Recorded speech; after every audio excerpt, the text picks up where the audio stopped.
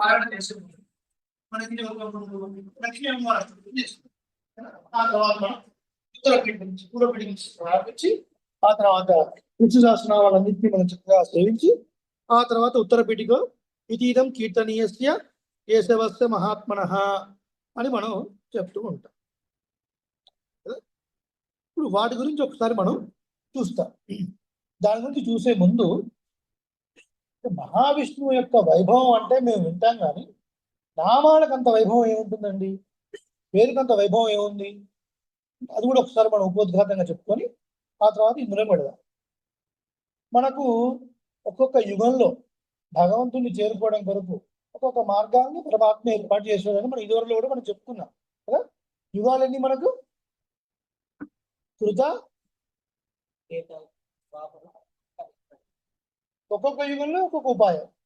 దాని గురించి శ్రీ విష్ణు పురాణంలో ఒక శ్లోకము, భాగవత పురాణంలో ఒక శ్లోకం, ఆ రెండింటిని మనం సేవిద్దాం ఏం చెప్తున్నాయో. శ్రీ విష్ణు పురాణం ముందుగా జాయన్ కృతే యజన్ యజ్ఞై త్రేతాయాం ద్వాపరే అర్చయన్ యదాప్నోతి తదాప్నోతి కలౌ సంకీర్త్య కేశవం అని విష్ణు పురాణంలో శ్లోకం. కృతే యధ్యాయతో విష్ణు త్రేతాయాం యజతో మఖైః ద్వాపరే పరిచర్యాయాం కలౌ తత్ హరికీర్తనాత్ భాగవత పురాణంలో ఒక శ్లోకం. ఏ తర్వాత ఈ రెండు శ్లోకాలు ఒకే అర్థాన్ని మనం చెప్తాం. ఏం చెప్తున్నాయి అంటే కృతయుగంలో భగవంతుని చేరుకోవడం కొరకు తపస్సు నిర్దేశించబడినది. ఎందుకు అంటే ఆ యుగంలో ఆయుర్దాయం ఎక్కువ, 1,00,000 సంవత్సరాలు 1,20,000 సంవత్సరాలు బ్రతికేవాడు కాబట్టి అలా పెట్టారు. త్రేతాయుగంలో యజ్ఞయాగాలు అంటే సత్రయాగాలు లాంటివి 1000 సంవత్సరాల పాటు జరిగే యాగాలు పెట్టారు. అప్పుడు కూడా ఆయుష్ ఎక్కువ కాబట్టి ఈ యజ్ఞయాగాల ద్వారా పరమాత్మను చేరుకోవాలి. ద్వాపర యుగంలో పరిచర్య, గోపికలు శ్రీకృష్ణుడికి చేసేటువంటి పరిచర్య, దాని ద్వారా ఒక ముక్తి. అంటే ఇప్పుడు ఆ పరిచర్య కానీ ఆ అర్చన కానీ మనం చేయట్లేదా, మనం కూడా చేస్తున్నాం. కానీ మనం ఏదైనా ఒక ఫలం ఆశించి చేస్తాం.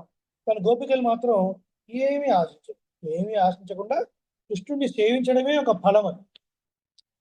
అలా కలియుగంలో ఇవన్నీ ఉన్నాయి. కలియుగంలో తపస్సు లేదా అండి? ఉంది. చాలా తక్కువ మంది చేస్తారు. హిమాలయాల్లో ఎక్కడ మహాకుంభమేళ చూస్తున్నారా మీరు? నాగా సాధువులని ఇంకెవరో వస్తున్నారు. వాళ్ళంతా ఎక్కడున్నారండి? ఇంతమంది ఎక్కడున్నారు? ఇప్పుడు కనపడుతున్నారు వాళ్ళు. ఏమో ఎక్కడున్నారో, ఎక్కడ హిమాలయాల్లో ఎక్కడున్నారో మనకు తెలియదు.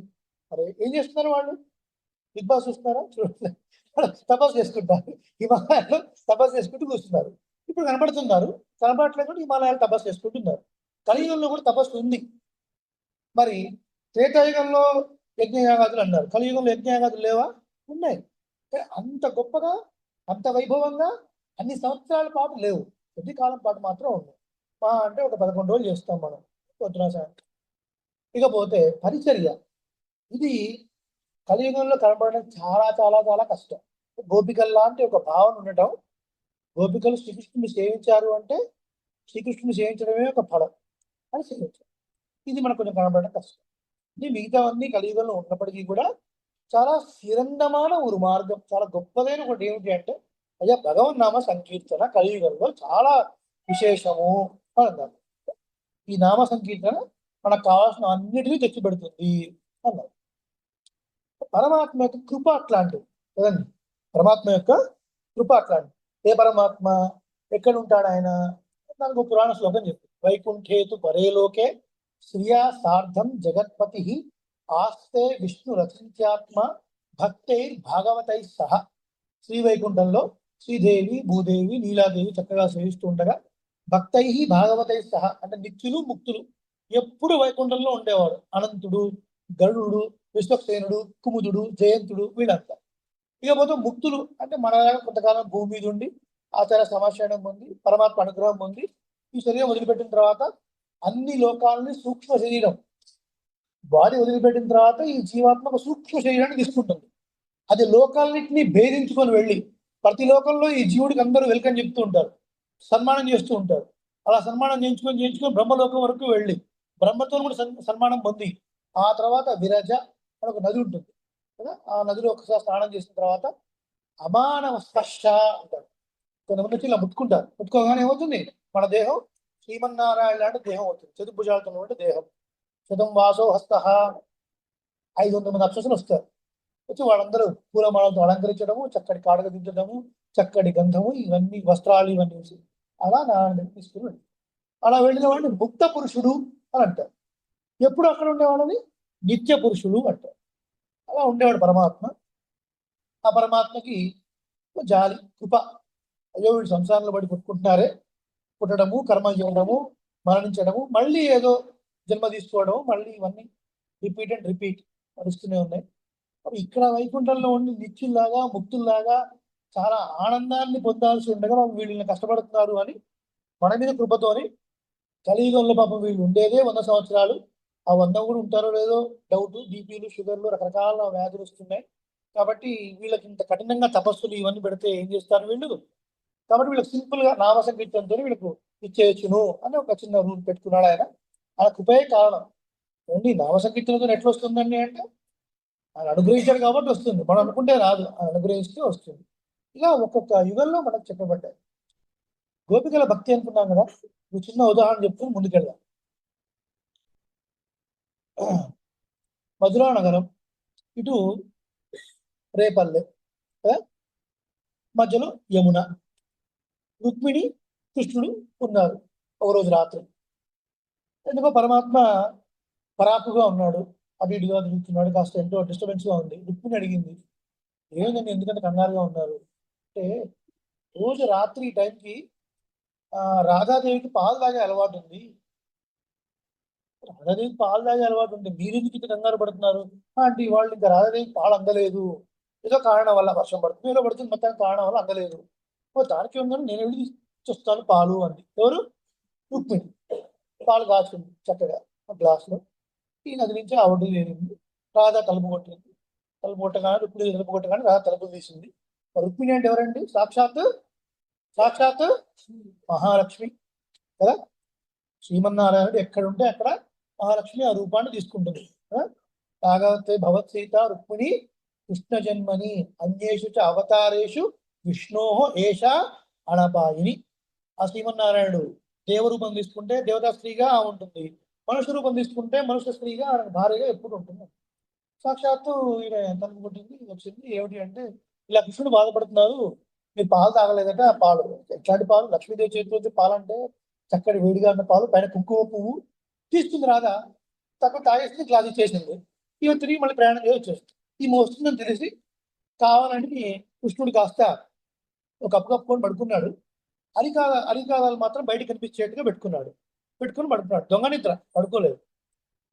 చూసి పడుకున్నాడా స్వామి అప్పుడే అనుకుంది. అనుకొని కాళ్ళ దగ్గర సరిగ్గా పక్కలేదే అని సవరిస్తూ పోతుంటే అరికాలలో బొబ్బలు ఎక్కాయి.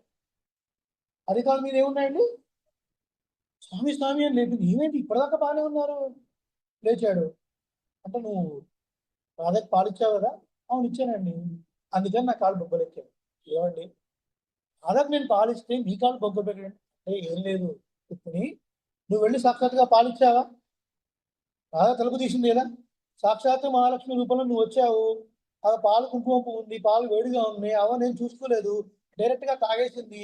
ఆమె హృదయంలో ఎప్పుడు నన్నే జాడిస్తుంది, నా పాదాలనే జాడిస్తుంది. ఆ వేడి పాలు నా పాదాల మీద పడ్డాయి, నా పాలు బొబ్బలెక్కాయి, నా కాళ్ళు బొబ్బలెక్కాయని చూపిస్తే అప్పుడు అర్థమైంది రాధ భక్తి ఎంత గొప్ప భక్తి అని. అప్పుడు రుక్మిణికి అర్థమైందా? ఇప్పుడు గోపికల భక్తి అట్లాంటి భక్తి అనమాట. కృష్ణుడికి ఏమన్నా అవుతుందంటే చాలు, ఇంకా తట్టుకోలేరు వాళ్ళు.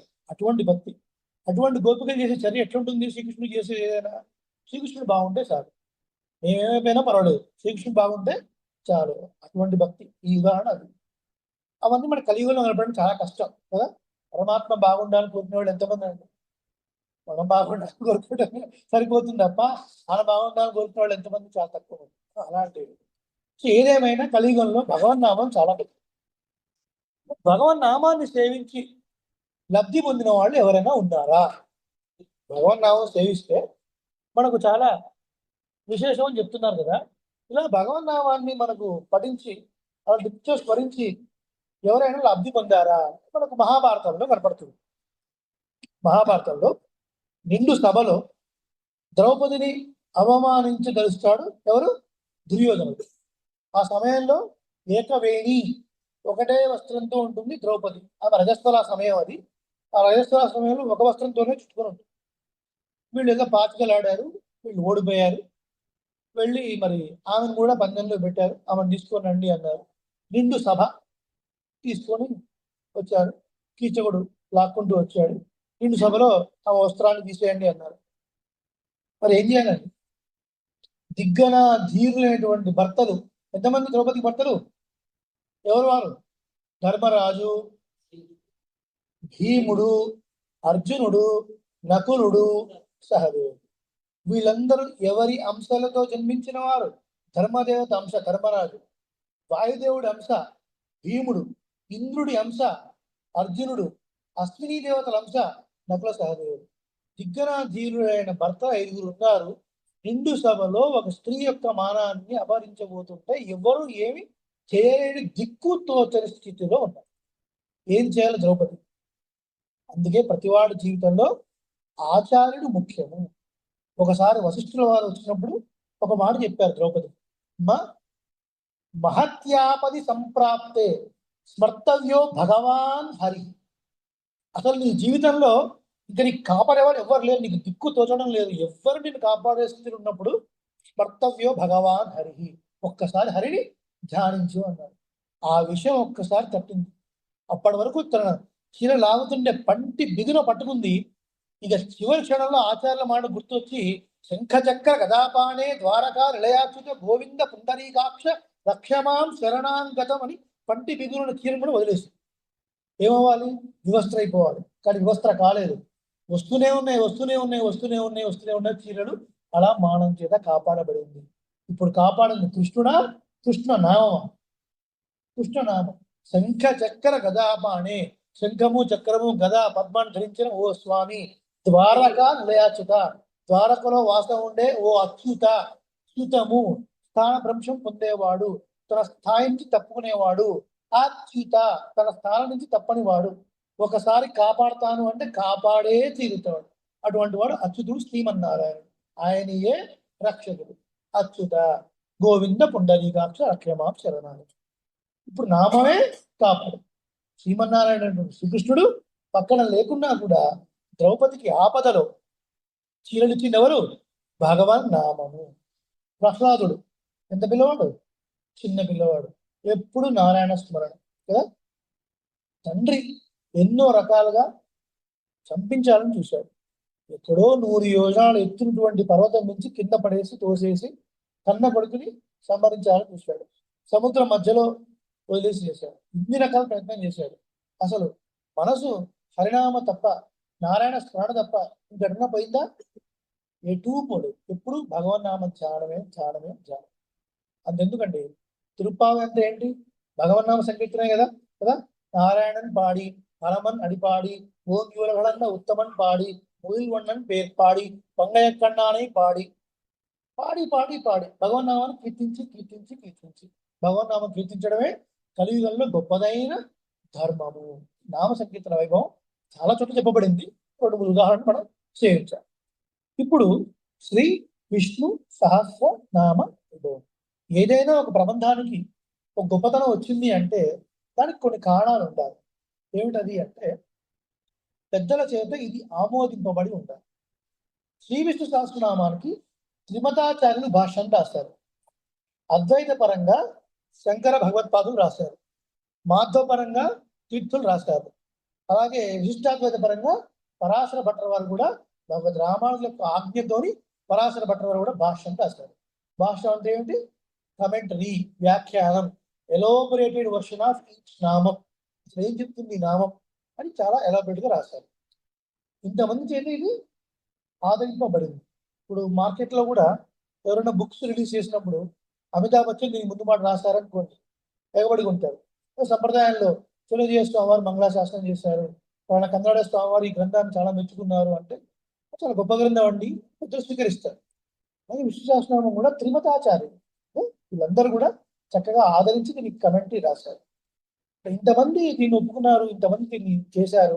ఏ క్రతువు చేసినా, ఏ హోమం చేసినా, ఏ యజ్ఞం చేసినా, ఏ యాగం చేసినా ముందు ఒకసారి సహస్రనామ పారాయణం చేసి ఆ తర్వాత నిర్విఘ్నంగా సాగడానికి మిగతావన్నీ చేస్తుంటారు. ఇక మీ దేవాలయంలో సరే సరే ప్రతినిత్యం మీరు పారాయణ చేస్తున్నారు. శంకరాచార్య స్వామి వారు మోహముద్గరం అంటే భజ గోవింద స్తోత్రం చెప్తారు కదా. భజ గోవిందం భజ గోవిందం గోవిందం భజ మూఢమతే సంప్రాప్తే సన్నిహితే కాలే నహి నహి రక్షతి దుఃఖృంకరణే భజ గోవిందం గోవిందం భజ మూఢమతే. భజ భజ సేవాయాం అని ధాతు సంస్కృతంలో. భజ సేవాయాం అంటే ఆశ్రయించడము అర్థం. గోవిందుని ఆశ్రయించు, గోవింద నామాన్ని పలుకు అని అర్థం. శంకరాచార్య స్వామి వారు ఈ భజగోవింద స్తోత్రాన్ని ఎక్కడ చెప్పారు? కాశీలో చెప్పారు. దీనికి ఉపోద్ఘాతం ఏంటి? అసలు ఎందుకు చెప్పారు? ఏదైనా కూడా చెప్పారంటే ఏదో రీజన్ ఉండాలి కదా. కాశీలో ఆది శంకరాచార్య గారు నడుచుకుంటూ వెళ్తున్నారు. వెనకడ శిష్యులు కూడా ఉన్నారు. ఆ మధ్యలో 4 కూడల మధ్యలో వృద్ధ బ్రాహ్మణుడు డుక్రుంకరణ సూత్రాలు వెళ్ళవేస్తున్నారు. డుక్రుంకరణ సూత్రాలు అంటే మాకు ఏం తెలుస్తాయి స్వామి చెప్తాను. అమీర్పేట ఎంతమంది చూస్తారు? అమీర్పేట్, కూడా మైత్రివనం, సాప్, అబాప్, C++, VC++, హైపీరియన్ కోర్సు పేర్లు ఉంటాయి కదా, ఆ కూడల్లో ఉంటాయి. ఎందుకు? ఆ కోర్సులు చేస్తే మీకు వెంటనే ఉద్యోగాలు వాడు ఏదో ఇన్స్టిట్యూషన్ పెట్టి వాడు వస్తాడు, వాడి దగ్గర ఫీజు తీసుకుంటాడు, నడిపిస్తాడు కదా. అవన్నీ కూడా చౌరస్తాలో పెద్ద పెద్ద బోర్డింగ్స్ లో ఉంటాయి. మరి ఆ రోజుల్లో అవి లేవు కదా. కాబట్టి వృద్ధ బ్రాహ్మణుడు డుక్రుంకరణ సూత్రాలు వల్ల వేస్తున్నాడు. ఇది చూసి కొంతమంది చూసి, ఓహో ఇక్కడ స్వామి ఉన్నారు, గురువు గారు, వీటి దగ్గర వ్యాకరణం నేర్చుకోవచ్చు అని 2 శిష్యులు వచ్చి, అయ్యా మాకు డుక్రుంకరణ సూత్రాలు నేర్పండి అంటే, ఆ రండిరా అని వాళ్ళని తీసుకుని వెళ్ళి వాళ్ళని నేర్పితే వాళ్ళు ఏదో కాస్త సంభావన ఇస్తారు అనే ఉద్దేశంతోనే ఆ కూడలు నిలబడి చెప్తున్నారు. శంకరాచార్య వారు నేరుగా మాట్లాడలేరుగా, వారితో నేరుగా అనలేరు కదా. అప్పుడు అంటారు, ఈయన ఇంత వయసులో కూడా నీకు ఇంకా పోలేదా? ఇదా నిన్ను కాపాడేది? నీ జీవాత్మ శరీరాన్ని వదిలిపెట్టిపోయే సమయంలో డుక్రుంకరణ సూత్రాలా నిన్ను కాపాడతాయి? కాపాడవు. గోవిందనామ స్మరణ నిన్ను కాపాడుతున్నది. భజ గోవిందం గోవిందం భజ మూఢమతే. ఓ మూఢమతే, O foolish man, old man, still you are remembering that డుక్రుంకరణ sutras. Do you think those will protect you? అది కాపాడతావు? కాపాడవు. గోవిందనామం కాపాడుతున్నాయా తెలుసుకో. ఇంత వయసు వచ్చాక కూడా ఇంకెందుకే నీకు? ఆయన దృష్టిలో పెట్టుకొని మనందరికీ కూడా ఉపదేశం చేస్తారు. భజ గోవిందం గోవిందం. అది నామ సంకీర్తన వైభవం. ఇక ఇందులోకి వద్దాం, అసలు విషయంలోకి వద్దాం. ఇప్పుడు లక్ష్మీ అష్టోత్తరం చేసిన తర్వాత పూర్వపీఠిక ఇక్కడ ఒక్కొక్క శ్లోకం గురించి మనం సేవించుకుంటూ వెళదాం. శుక్లాం వరదనం విష్ణు మహావిష్ణు ధ్యానం. స్వామి, మేము ఒక మంచి కార్యాన్ని మొదలు పెట్టుకోబోతున్నాం. ఏ ఆటంకాలు రాకుండా. మంచి కార్యక్రమం చేసినా కూడా ఆటంకాలు వస్తాయా? ఎందుకు కదా. ఏ కార్యక్రమాలు చేసినా కూడా మహానుభావులు కూడా భవిష్యంతి మహతామపి అని, అంటే ఇంత పెద్దవాళ్ళకైనా కూడా అడ్డంకులు వస్తాయి. వశిష్ఠుడు ముహూర్తం పెట్టాడు, అయిందా పట్టాభిషేకం? అవునండి, ఎవరికైనా వస్తాయి. ఏమిటి కారణం? ఏదో ఒకటి అడ్డుపడుతూ ఉంటుంది, మనకు పాపం అడ్డుపడుతూ ఉంటుంది. కాబట్టి అవన్నీ అడ్డుపడి మేము చేసే పారాయణం మధ్యలో ఆగిపోకుండా పూర్తిగా అయ్యేటట్లుగా, మా పాపాలు ఏమన్నా ఉంటే వాటిని ఉపశాంతం చేసేట్లుగా స్వామి రక్షించు అని ప్రార్థన చేశాం. తర్వాత యస్య ధీరద వక్త్రాద్యా విష్ణుసేన ప్రార్థన. ఎవరి సభలో అయితే 2 దంతములు కలిగినటువంటి వాళ్ళు గజముఖులు 100 కొలది ఉంటారో, అటువంటి 100 కొలది గజముఖులు కలిగిన వాళ్ళకి అధ్యక్షుడిగా ఉన్నటువంటి విశ్వక్సేనుడు మా యొక్క అన్ని పాపాలని విఘ్నం నిఘ్నంతి సహితం విశ్వక్సేనం తమాశ్రయ, ఆటంకాలు రాకుండా కాపాడాలి విశ్వక్సేన ధ్యానం. తర్వాత వ్యాసం వశిష్ఠ నప్తారం. చాలా అద్భుతమైన శ్లోకం. దీని అర్థం ఎంతమంది తెలుసు అండి? వ్యాసం వశిష్ఠ నప్తారం శ్లోకం అర్థం ఎంతమంది తెలుసు చెప్తున్నాం. ఈ శ్లోకంలో ఎవరికి నమస్కారం చేస్తున్నాం మనం? ఒకసారి శ్లోకం చెప్పండి మీరు గట్టిగా. వ్యాసం వశిష్ఠ నప్తారం.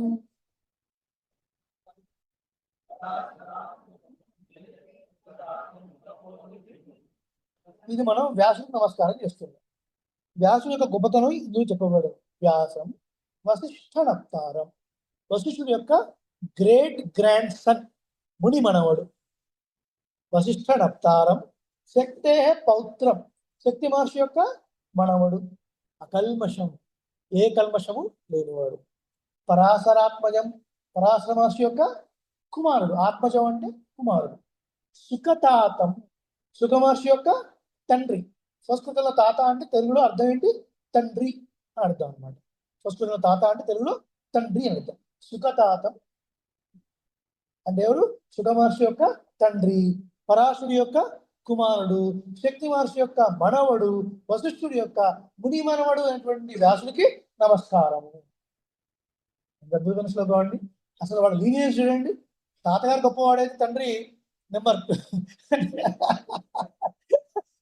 తండ్రి బావుడు, కొడుకు పట్టు పుత్ర పరమశుద్ధ అన్నట్టు రకరకాలు కనపడతారు. మనం ఈ డైనాసిటీ ఏంటో ముని ముత్తాత గారి దగ్గర నుంచి మహాపండితుడు పరాశర మహర్షి ఏంటండి, వేదేషు పౌరుషం సూక్తం, ధర్మశాస్త్రేషు మానవం, భారతే భగవద్గీత, పురాణేషు చ వైష్ణవం. పురాణంలో రత్నం ఏంటి? విష్ణు పురాణం. అటువంటి విష్ణు పురాణాన్ని అందించిన మహానుభావుడు ఎవరు? పరాశర మహర్షి.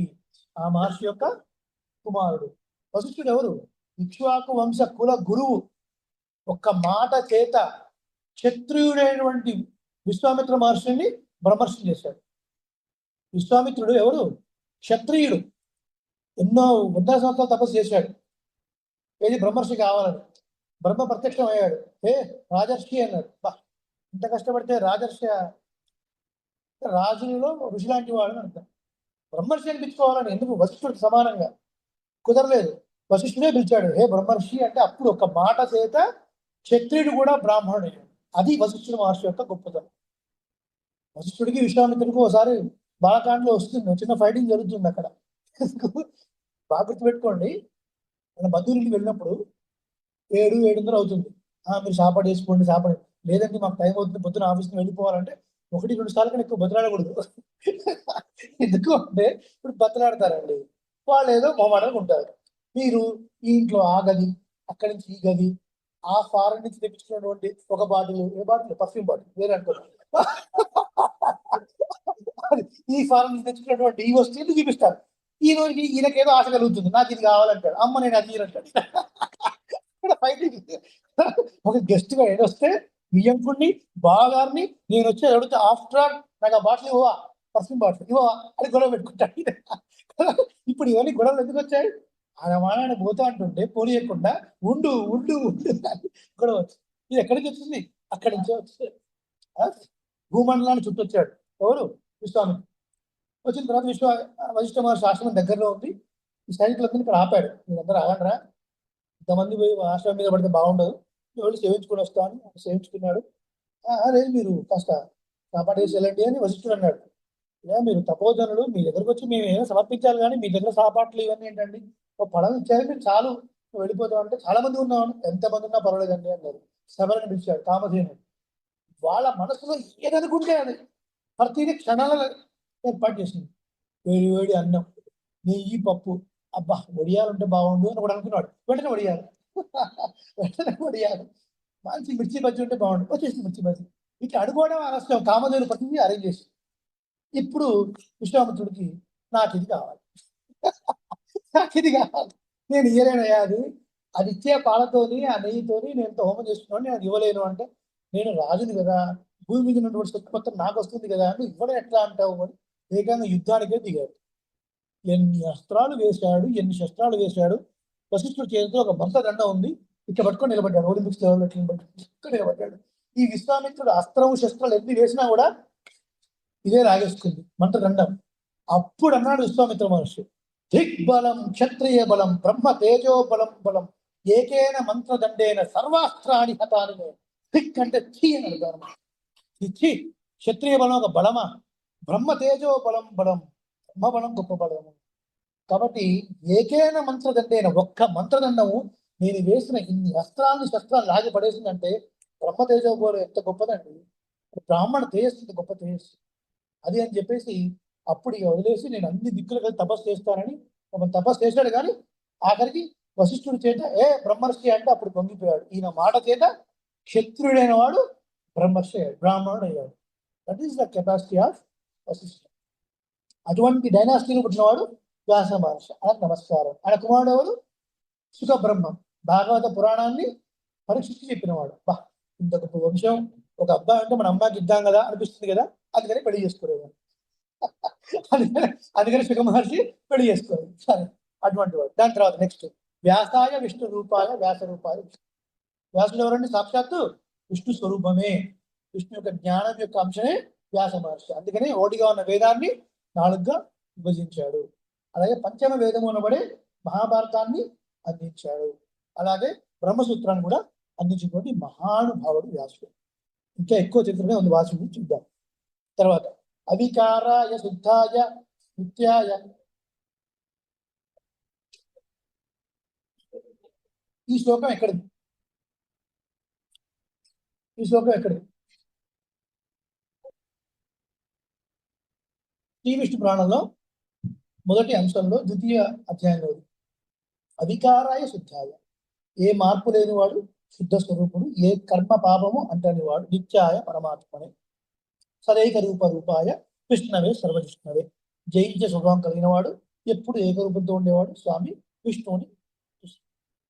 సందేహం. అవికారాయ, వికారం అంటే ఏంటి? మార్పు చెందుట, మార్పు లేనివాడు. అదేంటండి? ఆయన మత్స్యావతారం తీసుకున్నాడు, కూర్మావతారం తీసుకున్నాడు, నరసింహావతారం తీసుకున్నాడు, పొట్టిగా వామనుడిగా వచ్చాడు, పొడుగ్గా త్రివిక్రమంగా పెరిగాడు. ఇన్ని మార్పులు కనపడుతుంటే మీరు మార్పు లేని వాడని చెప్పాడు ఏంటి? పరాశర మహర్షి గురించి అంత గొప్పగా చెప్పి పరాశర మహర్షి ఇట్లా రాశాడేంటి శ్లోకం ఇది? అవునండి, కరెక్టే రాశాడు ఆయన.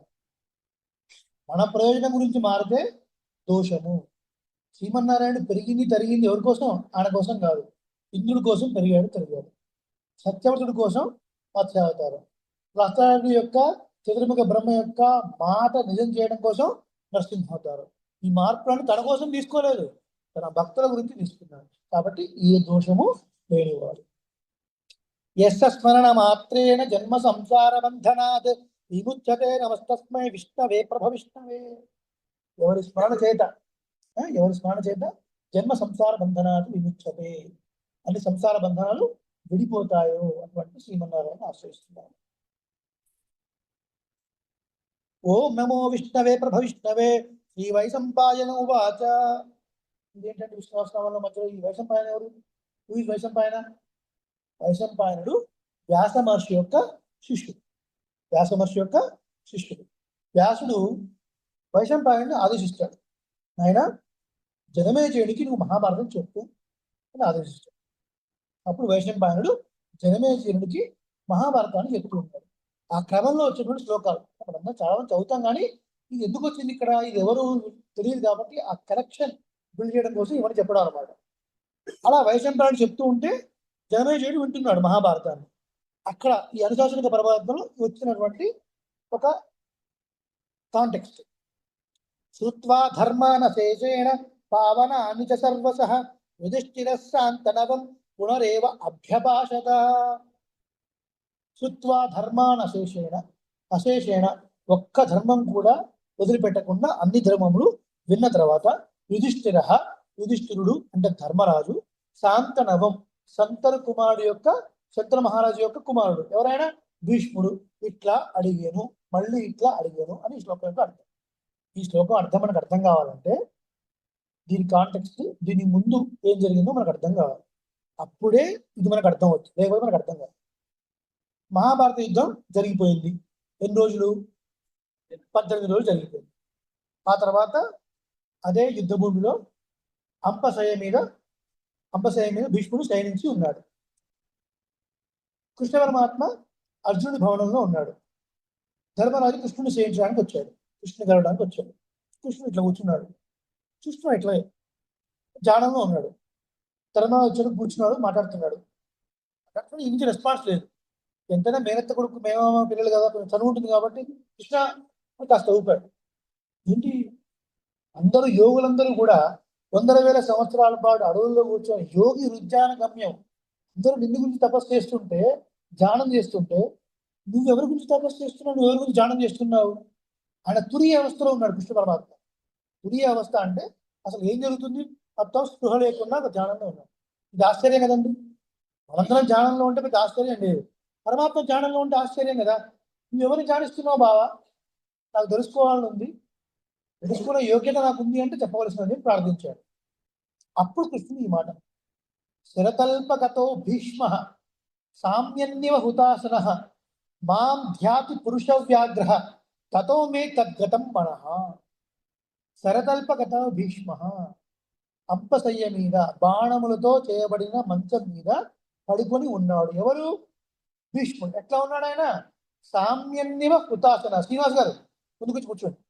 సామ్యన్యవ హుతాసన, ఆరిపోయే అగ్నిహోత్రం లాగా ఉంటారు. అన్ని కొన్ని రోజులు అయితే ఆయన పునఃపతిస్తాడు, వెళ్ళిపోతాడు. మాం ధ్యాత్ పురుష వ్యాఘ్రః తతో మే తద్గతం మనః. పురుష వ్యాఘ్రః, పురుషులు వ్యాఘ్రం అంటే పెద్ద పులి, పురుషులలో పెద్ద పులి వంటి వాడు అని చెప్పుకోవద్దు. పురుషులలో శ్రేష్ఠుడు అయినటువంటి భీష్ముడు మాం ధ్యాతి, నన్ను ధ్యానిస్తున్నాడు. తతో మే తద్గతం మనః, అక్కడికి నా మనసు వెళ్ళిపోయింది. ఎంత ఆశ్చర్యం అండి. భీష్ముడు చనిపోయే సమయంలో కృష్ణ పరమాత్మను ధ్యానిస్తే ఈయన మనస్సు ఆయన దగ్గరికి వెళ్ళిందా? కృష్ణుడి మనస్సు భక్తుడి దగ్గరికి వెళ్ళాలి అంటే ఎంత గొప్ప భక్తుడు అయి ఉండాలి భీష్ముడు. భీష్ముడు ఎంత గొప్పవాడు అయి ఉంటే ఈయన మనస్సు ఆయన దగ్గరికి వెళ్తుందండి. అంత గొప్పవాడు అని. ధర్మరాజా, ఇలాంటి వాళ్ళు ఇంకా ఈ భూమండలం నుంచి వెళ్ళిపోతే మీకు ధర్మాలు చెప్పేవాళ్ళు దొరకరు. కాబట్టి వెళ్ళండి, వెళ్ళి మీరు భీష్ముడి దగ్గర అనేక ధర్మాలు తెలుసుకోండి అన్నారు. కొంచెం ధర్మరాజు గడపడాయించాడు. యుద్ధం మొదలైన 3 రోజులకి రాత్రి పూట గుడారాలను వెళ్ళి, తాతగారు మీరు ఎట్లా చనిపోతారు అని అడిగి, ఫలానా వాళ్ళతో యుద్ధం చేయను, ఫలానా వాళ్ళని నేను ఫేస్ చేయను అని తెలుసుకొని శిఖండిని ముందు పెట్టుకొని అర్జునుడి చేత బాణ పరంపర గురిపించి ఇవాళ ఆ స్థితిలో ఉన్నటువంటి ఆయన దగ్గరికి వెళ్ళి, తాతగారు ధర్మం చెప్పండి, ఏ మొహం పెట్టుకొని వెళ్ళాలి. చిన్నప్పుడు రాచిప్పలను ఉండే ఇంట్లో తెలుసా? రాచిప్పలు నల్లగా ఉంటాయి. ఎంతమంది చూసారు రాచిప్ప? ఎంతమంది చూశారు? నల్లగా ఉంటాయి. అందులో చారు పెట్టిన మహా టేస్ట్ అండి. అసలు రోటి పచ్చడి ఉంటుంది చూశారు, మహా. అయితే మనకు పెట్టడం రాదు, మన బామ్మగారు పెట్టేవాడు. బామ్మ హాయిగా నడుస్తున్నంత సేపు ఇంట్లో బామ్మ ఈ పచ్చడి ఎట్లా చేయాలి అని మనం అడిగి ఎరగం. కరెక్ట్గా బామ్మకు సీరియస్ అటాక్ అయ్యి 3 వారాలు బ్లాక్ అయిన తర్వాత ఐసీయూలో ఉన్నప్పుడు అప్పుడు గుర్తొచ్చి రాచిప్పలో మా బామ్మ చారు పెడితే అద్భుతంగా ఉంటుంది అని తలుపు కొట్టి, బామ్మ రాచిప్పలో చారు ఎట్లా పెట్టాలి, నీ మొహం అంటే ఇప్పుడాను అడిగేది. కోపడుతుందా లేదా అండి. తీరా భీష్ముడు తిరుగుతున్నప్పుడు అడగకుండా అంపశయ్య మీద పడుకున్నప్పుడు తాతగారు ధర్మాలు చెప్పండి అంటే ఎట్లుందండి, ఇదో ఇట్లాగే ఉంటుంది. ఐసీయూలోని బామ్మగారి దగ్గరికి వెళ్ళి రాచిప్పలో చారు పెడితే బాగుంటుందని ఎట్లా పెట్టాలి బామ్మ అంటే ఎంత చిరాగ్గా ఉంటుందో ఇప్పుడు అట్లాగే ఉంది. ఎట్లా పోవాలి, నేను ఏ మొహం పెట్టుకుని వెళ్ళమంటావు? ఏం పర్వాలేదా, నేను వస్తాను, నేను మీకు కూడా వస్తాను, అందరూ వెళదాం పదండి అని అందరూ వెళ్ళారు. అన్నదమ్ముడు వెళ్ళారు. వ్యాసుడు ఉన్నాడు, పరమాత్మ ఉన్నాడు, మీ అందరూ తెలుసు, ఆ ఫోటోలో ఉంది, అన్ని గ్రంథాల్లో ఉంది. దాసోహం సమర్పించాడు. పరమాత్మ ఏం భాగ్యం ఇది, ఇట్లా మీరు రావడం, ఏం లేదయా, చాలా ధర్మాలు నీ ద్వారా తెలుసుకోవాలనుకుంటున్నాడు భీష్ముడు. వీళ్ళందరూ కూడా ధర్మరాజు వీళ్ళంతా, భీష్మ నీ ద్వారా ఏమిటయా చమత్కారం, పరిహాసం. ఈ సమయంలో ఎట్లా ఉంది బాడీ, ప్రతి రక్తపు చుక్క కిందికి వెళ్ళిపోయి స్కెలిటన్ మాత్రమే కనబడుతుంది. భీష్ముడు అమ్మశయ్య పడుకుంటున్నాడు, ఏం లేదు, శక్తి లేదు, కనీసం లేచి గట్టిగా ఒకసారి జయ శ్రీమన్నారాయణ అంటాను కూడా లేదు. అట్లాగే దాసోహం సమర్పించాడు అంతే. పరిహాసం స్వామి, శక్తి ఉడిగిపోయింది, నోటి నుంచి మాట రావట్లేదు, ఏం చెప్పడం ఏంటి? అయినా పరమాత్మ సాక్షాత్గా నువ్వే ఉండగా గీతాశాస్త్రాన్ని బోధించిన నువ్వు, గీతాశాస్త్రం ఉపనిషత్తుల సారాన్ని బోధించిన నువ్వు ఉండగా అల్పుణ్ణి నన్ను చెప్పాలంటే ఏంటి స్వామి, ఏమిటి పరిహాసం, నాకు శక్తి కూడా లేదు అంటే నీకు 3 వరాలు ఇస్తున్నానయా, 3 వరాలు ఇస్తున్నా. నీకు చక్కటి యవనం వస్తుంది, చక్కటి శక్తి వస్తుంది, అలాగే ఏది నిన్ను బాధించదు, శరీరం చేతి బాధించదు, సత్వగుణ పరిపూర్ణంగా నీ ఆలోచనలు ఉంటాయి. నేను వరాలు ఇస్తున్నా, నువ్వు చెప్పాల్సింది. ఎందుకు ఈ స్థితిలో నువ్వు నాకు వరాలు ఇచ్చి నేను చెప్పడం దేనికి? ఇక్కడే అసలైన విషయం ఉంది. నేను తత్వాన్ని, నువ్వు తత్వదర్శి అన్నాడు పరమాత్మ. శ్రీకృష్ణుడు తత్వం అంటే యథార్థంగా ఉన్నది ఒకటే తత్వం. ఈయన తత్వదర్శి, తత్వాన్ని దర్శించుకున్నటువంటి వాడు. మనకు అర్థం కావాలంటే కృష్ణ పరమాత్మ సముద్రం లాంటి వాడు. సముద్రంలో నీళ్ళు నేరుగా మనం తాకలమా? వ్యవసాయానికి ఉపయోగపడుతుందా? దేనికి ఉపయోగపడుతుంది.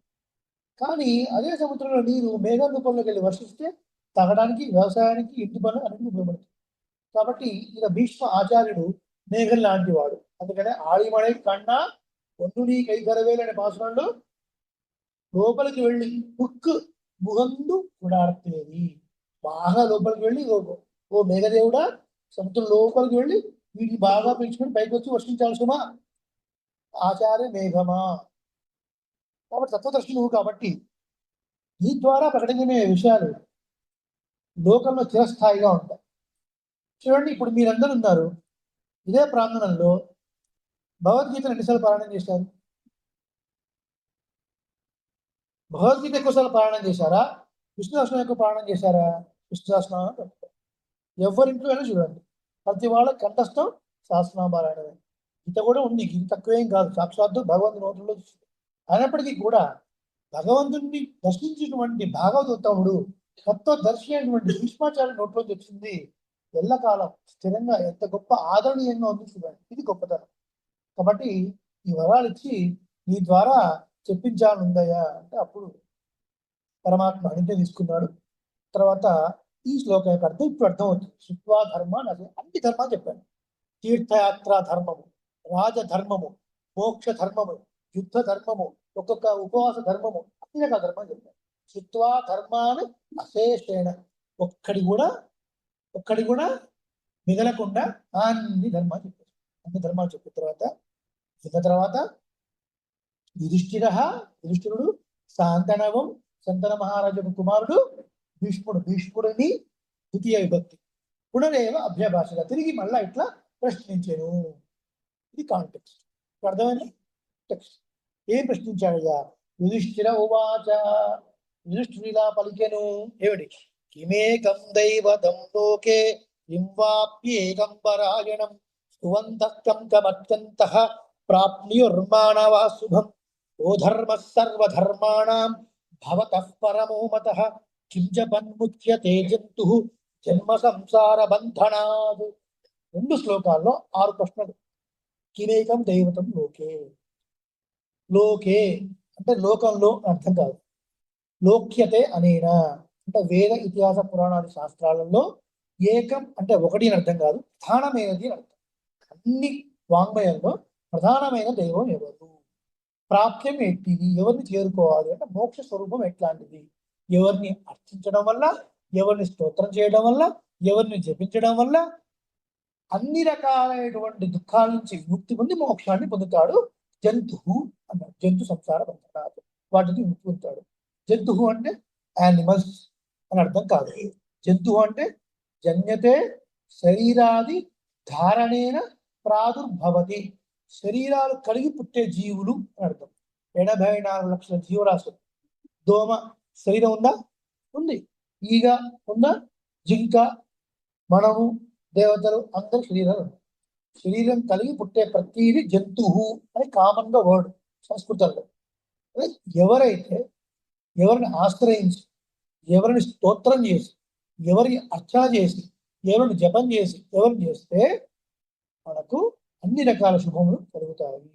అంటే ఈ లోకంలో మనం ఉండగా శరీరం వదిలిపెట్టిన తర్వాత 2 రకాలుగా ఎవరిని ధ్యానించాలి?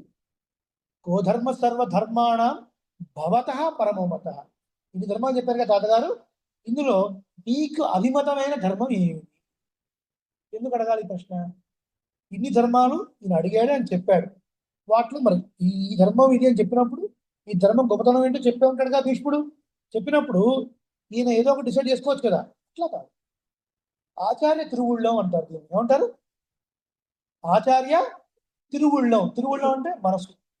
ఆచార్య మనసులో ఏముంది, వారు ఏది పాటించారు, ఏది శిష్టాచారము, దాన్నే మనం పాటించాలి. 2 కుటుంబాలు ఉన్నాయండి. 2 కుటుంబాలు, ఇద్దరికి ఒక్కొక్క అమ్మాయి సమానమైన ఒక కుటుంబంలో వాళ్ళకి ముందుగా సంబంధం కుదిరింది.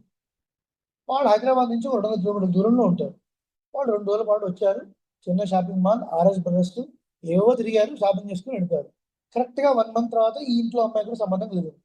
వీళ్ళు ఏమంటారు? ఇప్పుడు మీరు మీ షాపులు తిరిగారు కదా, ఏ షాపులో సరసమైన ధరలకు చీప్ రేట్లో హై క్వాలిటీ శారీస్ ఎక్కడ ఉంటుందో చెప్పండి. అడుగుతారా లేదా? ఇప్పుడు మళ్ళీ ఇన్ని మెట్లెక్కి దిగాల వీళ్ళంతా?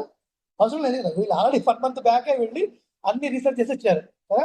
కాబట్టి వీళ్ళని కనుక్కుంటే ఏ షాపు తెలిస్తే అక్కడికి హాయిగా కారులో వెళ్ళొచ్చు, షాపింగ్ చేసుకోవచ్చు, వచ్చేయచ్చు. ఇన్ని ధర్మాలు చెప్పారు కాబట్టి తాతగారు ఇన్ని ధర్మాల్లో నీకు అభిమతమైన గొప్ప ధర్మం ఏది, ఏ ధర్మాన్ని పాటిస్తే అన్నిటిని మనం పొందొచ్చు చెప్పండి. ఇది ముఖ్యం. ఎందుకంటే శిష్టాచారం పెద్దలు ఏది ఆచరించారో దాన్ని మనం సేవించు. అప్పుడు మన మహానుభావుడు మొదలుపెట్టాడు. భీష్మౌవాచ, భీష్ముడిలా పలికెను, జగత్ ప్రభుం దేవదేవం అనంతం పురుషోత్తమం స్తువన్నామ సహస్రేణ పురుష సతతోత్థిత. ఇవన్నీ భీష్ముడు చెప్పిందే.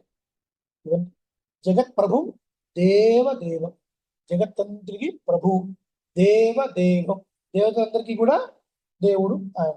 ఆయన నుంచి లోకాలన్నీ వచ్చింది, ఆయన నుంచి దేవతలందరూ వచ్చింది. విశ్వరూప సందర్శన యోగం, గీతా శాస్త్రం, గీత చదవకపోయినా కనీసం గ్రంథం చూసుంటాం. గ్రంథం బుక్ పైన శ్రీకృష్ణుడు ఇంత పెద్ద అవతారం, బాహువులు, అనేక లోకాలు, దేవతలు పడుతున్నారు కదా, ఆయన నుంచి వచ్చారు. చెప్పారు తమేవ చార్చయ నిత్యం భక్త్యా పురుషమవ్యయం ధ్యానం స్తువన్ నమస్య యజమానస్తమేవ చ. యజ దేవ పూజాయాం అని ధాతు, యజమానస్తమేవ చ అంటే ఎవరిని ఆరాధించాలి అని చెప్తున్నారు. పుండరీకాక్షుడైనటువంటి ఆ శ్రీమన్నారాయణని 1000 నామాలతో అర్చన చేయాలి, 1000 నామాలతో స్తుతించాలి, జపం చేయాలి ఆయన గురించి. అలాంటి వాడికి సకల శుభాలు కలుగుతాయి అని చెప్తున్నారు భీష్మ పితామహుడు. ఇది కాంటెక్స్ట్. ఒక్క విషయం, కళ్యాణం చేసిన, వ్రతం చేసిన, ఆఖరికి సంధ్యావందనం మొదలుపెట్టిన మొట్టమొదటి ఏం చెప్తామండి? రుద్రంలో నీళ్లు తీసుకొని అపవిత్ర పవిత్రో వా సర్వావస్థాన్యతో వివా యస్మరేత్ పుండరీకాక్షం సభాభ్యంతర శుచి. లోపల బయట శుచి అవ్వబడుతున్నాను ఎవరిని ధ్యానించడం వల్ల? పుండరీకాక్ష శ్రీమన్నారాయణ ధ్యానించడం వల్ల. ఆయన ధ్యానించి 3 సార్లు పుండరీకాక్ష పుండరీకాక్ష పుండరీకాక్ష పురాతుమాం చెప్పడం వల్ల బయట లోపల శుద్ధి కలుగుతుంది. భగవన్నామం చెప్పినంత మాత్రం చేతి పుణ్యం కలుగుతుంది. ఇంత మాత్రం కాదు, పవిత్రాణం పవిత్రయ్యో మంగళానాంచ మంగళం దైవతం దేవతానాంచ భూతానాంయోపితాః యదసర్వాణి భూతాని భవంత్యాది యుగాగమే యస్మిశ్చ ప్రళయం యాది పునరేవ యుగక్షయే. ఎంత ఇంపార్టెంట్ అండి ఇది. ఎవరి నుంచి లోకాలు సకల జీవులు ఉత్పన్నం అవుతున్నాయో, ఎవడి వల్ల ఇవన్నీ కాపాడబడుతున్నాయో, మళ్ళీ ప్రళయంలో ఎవరిలోకి పెడుతున్నాయో వాడిని ధ్యానించవలను, వాడిని స్తోత్రం చేయవలను, వాడిని అర్చన చేయవలను. పాంచరాత్ర శాస్త్రంలో 3 విషయాలు చెప్తారు. ఆరాధనకు సంబంధించిన విషయాలు 3 ఏంటవి? ఔపచారికములు, సాంస్పర్శికములు, ఆభ్యవహారికము అని 3 విషయాలు చెప్పుకుంటారు. ఔపచారికములు అంటే పరమాత్మకి అర్ఘ్యపాద్యాలు ఇవ్వడం కోసం పవిత్రమైన జలాన్ని సేకరించుట. పూర్వకాలంలో నదులు ఉండేవి కాబట్టి నదీ తీర్థం తీసుకొని వచ్చేవాళ్ళు. ఇప్పుడంతా బోర్లు ఉన్నాయి కాబట్టి సరే ఏదో ఒకటి, మనస్సు ప్రధానం, భావన ప్రధానం కాబట్టి బోర్ వేస్తున్నాం. మా ఇంట్లో అయితే అవకాశం కూడా లేదు, గేడ్ కమ్యూనిటీ, నో బోర్. వాటర్ నీళ్ళు మొత్తం తీసేసి నీళ్ళు కాస్త వేసి మళ్ళీ ఫిల్టర్ నీళ్ళు చల్లుకొని పుండరీకాక్ష అనుకొని చేయటం ఏదో ఒకటి. అలా పవిత్రమైన జలాన్ని భగవంతుని భావిస్తూ అర్ఘ్యపాద్యాల కోసం స్వీకరించాలి. సాంస్పర్శికములు, చక్కటి సువాసన కలిగినటువంటి మెత్తనేటువంటి పుష్పమాలను పరమాత్మకి అలంకరించుట. ఆభ్యవహారికములు, నివేదన, ప్రసాదాలు. ఇవన్నీ మీరు 1000 కేజీల లడ్డు చేయించిన, 1,00,000 కేజీల పులిహోర చేయించిన మన మనసులో భావన ఉండాలి, స్వామి ఇన్నిచ్చిన నాకు, నువ్వు ఇన్నిచ్చావు కానీ అల్పుణ్ణి, నేను నీకు ఇంతే ఇవ్వగలుగుతున్నాను, నేను నీకు ఇంతే ఇవ్వగలుగుతున్నాను. మన తక్కువ ధనాన్ని చూపించాలి తప్ప 1000 కేజీల లడ్డు అండి మనమే అని చెప్పుకోకూడదు. ఎందుకంటే ఆయనే కదా ఇచ్చింది. లోకాలు సృష్టించింది ఆయనే, మనల్ని సృష్టించింది ఆయనే, మనకి ఇచ్చేవాడు ఆయనే. మన ప్రళయం అయిపోయిన తర్వాత కడుపులో జాగ్రత్తగా పెట్టుకొని కాపాడేవాడు ఆయన. ఇచ్చిన దానికి ఆయన పెట్టుకుంటూ నేను చేశానంటే అది చెప్తాను. తస్య లోక ప్రధానస్య జగన్నాథస్య భూపతే విష్ణోర్నామ సహస్రం మే శృణు పాప భయాపహం. అద్భుతమైన శ్లోకం అండి. శృణు, విను అని చెప్తున్నారు. ఈయన వినడం కోసం వచ్చాడు.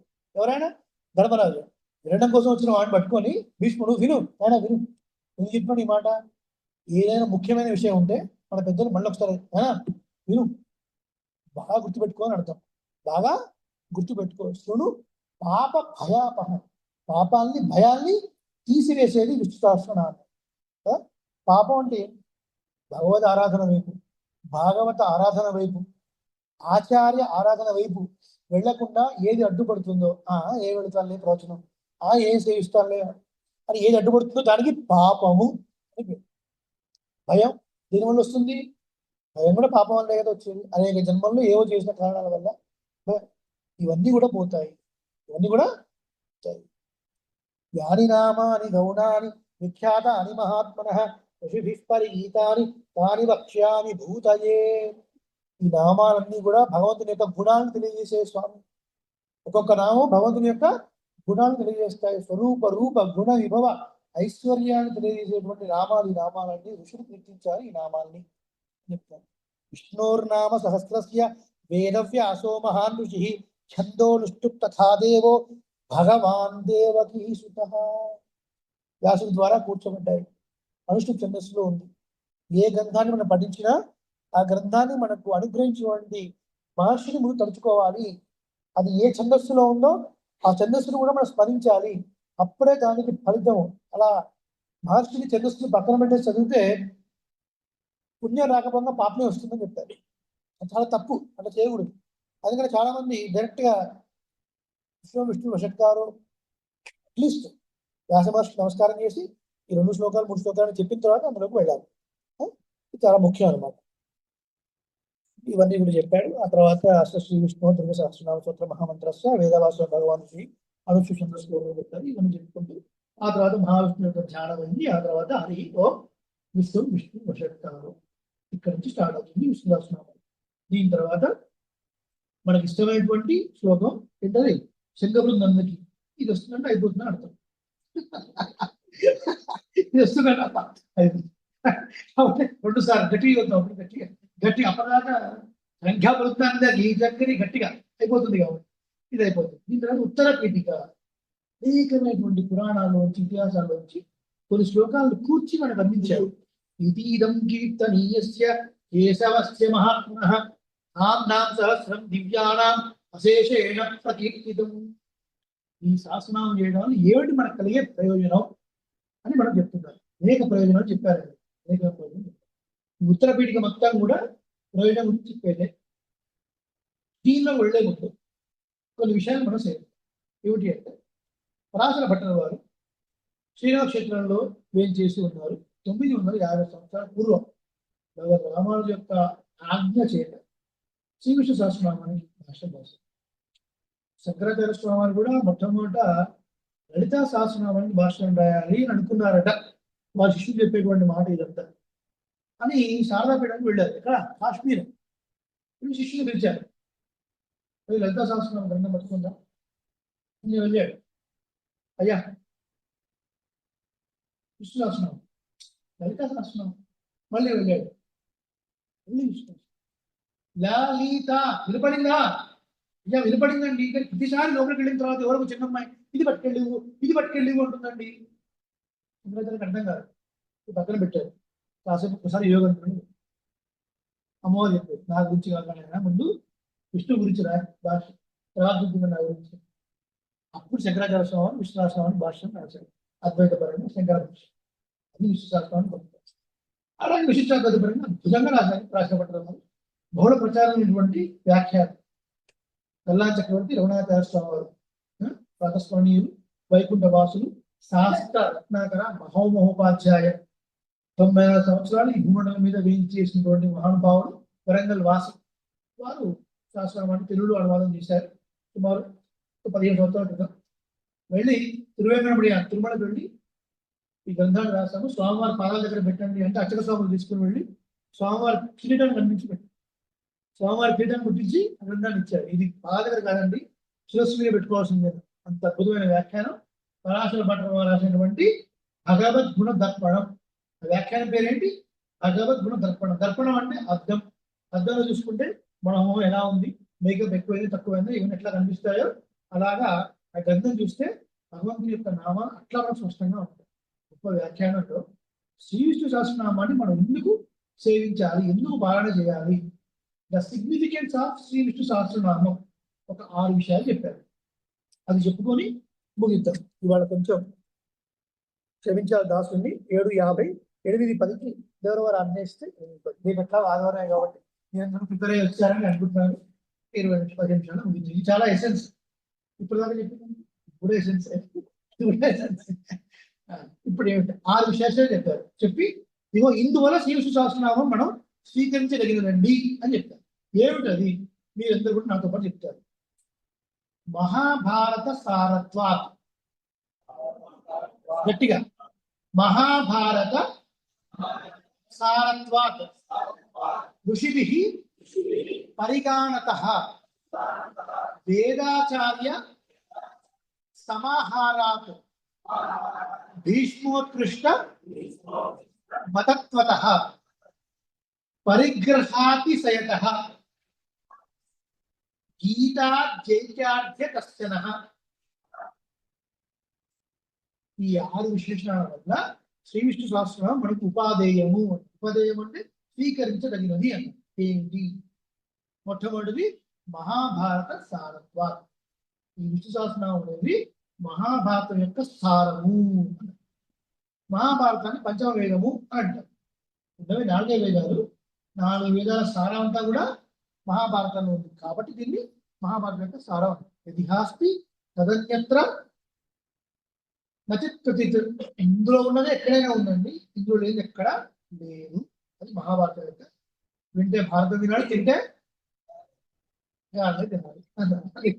మహాభారత్ ఆదివారం డీటెయిల్ వచ్చింది. దాని యొక్క సారం అండి అని. అసలు మహాభారత సారం ఏంటో తెలిస్తే ఇది ఎందుకు గొప్పదో తెలుస్తుంది. మహాభారతంలో 1,25,000 శ్లోకాలు ఉన్నాయి. సపాద లక్ష గ్రంథం. అయ్యో మీరు చదవలేకపోయామని మీరు బాధపడాల్సిన అవసరం లేదు. విష్ణు సహస్రనామాన్ని పారాయణ చేస్తే మొత్తం మహాభారతాన్ని పారాయణ చేసిన ఫలితం మనకు కలుగుతుంది. ఎవరికైనా మనసులో ఉందా మహాభారతం చదవాలి అని? లేదు, మన మనసులో ఏమీ లేదు. మీరు ఎందుకంటే ఓవరాక్షన్ అంటే, ఒకవేళ ఎవరికైనా బై మిస్టేక్ ఉందనుకోండి, మహాభారతం చదవాలనుకున్నాం కానీ 1,50,000 శ్లోకాలండి, టైం దొరకట్లేదు అనుకుంటే ఈ సహస్రనామం చదవండి చాలు. ఇది మహాభారత సారం అండి అన్నారు. మహాభారతం ఇతిహాసం. ఇది ఇలాగే జరిగింది అని చెప్పారు. 2 ఇతిహాసాలు, శ్రీమద్ రామాయణం, మహాభారతం. అనేక పురాణాల్లో కూడా మహాభారతం యొక్క గొప్పతనాన్ని చెప్పబడడం జరిగింది. చాలా గొప్పది మహాభారతం. మహాభారతాన్ని ముందుగా ప్రారంభం చేస్తూ వ్యాస మహర్షి ఒక ప్రతిజ్ఞ చేశారు. ఏం చేశారు? సత్యం సత్యం పునఃసత్యం ఉద్ధృత్య భుజముచ్యతే ఇదాశాస్త్రం పరం నాస్తి న దైవం కేశవాత్పరం. సత్యం సత్యం పునఃసత్యం ఉద్ధృత్య భుజముచ్యతే. 3 సార్లు చెప్తున్నాను, సత్యం సత్యం వినండి. ఉద్ధృత్య భుజముచ్యతే, నా భుజాన్ని పైకి చెప్పని చెప్తున్నాను. వేదాంత శాస్త్రం పరం నాస్తి, వేదాన్ని మించిన శాస్త్రం లేదు. నా దైవం కేశవాత్పరం, కేశవుని మించిన దైవము లేదు. కేశవ అంటే ఎవరు? అందమైన కేశపాశాలు కలిగిన వాడు ఒక అర్థం.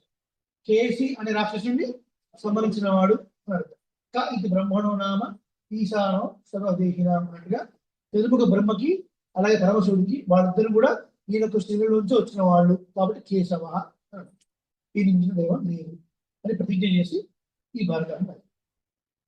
ఈ భారతం యొక్క సారం ఏంటి అంటే, ఆయన ఇహలోక సౌఖ్యం పొందాలన్నా పరలోక సౌఖ్యం పొందాలన్నా శ్రీమన్నారాయణ యొక్క నామానుసంధానమే గొప్పదైనటువంటి ఉపాయము అని చెప్పేదే మహాభారతం యొక్క సారము. 1,25,000 శ్లోకాల యొక్క సారం ఏంటి? శ్రీమన్నారాయణ యొక్క నామ సంకీర్తనను మించింది లేదు అని చెప్పడమే దాని యొక్క సారం. విష్ణు సహస్రనామాలు ఏంటండి? శ్రీమన్నారాయణ యొక్క నామ సంకీర్తనే కదా. కాబట్టి Vishnu Sahasranamam is equal to Mahabharatam యొక్క ఎసెన్స్, సారం తెలుస్తుంది. ఇంకో విషయం, కృష్ణద్వైపాయనం వ్యాసం విద్యి నారాయణం ప్రభుం కోహ్యన్య భూమైత్రేయ మహాభారత కృద్భవేత్ అని ఈ శ్లోకాన్ని పరాశర మహర్షి అన్నారు. ఎవరితోని? మైత్రేయుడి దగ్గర. పరాశర మహర్షి యొక్క శిష్యుడు మైత్రేయుడు.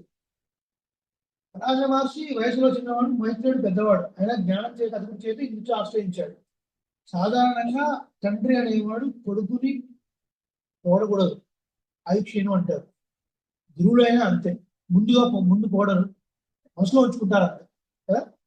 అలాంటిది ఆ నియమాన్ని అతిక్రమించి మరి ఈ మాట అన్నాడు. ఎవరు? పరాశర మహర్షి. ఎవరితో? మైత్రేయుడితో. కృష్ణద్వైపాయనం వ్యాసం విద్యి నారాయణం ప్రభు.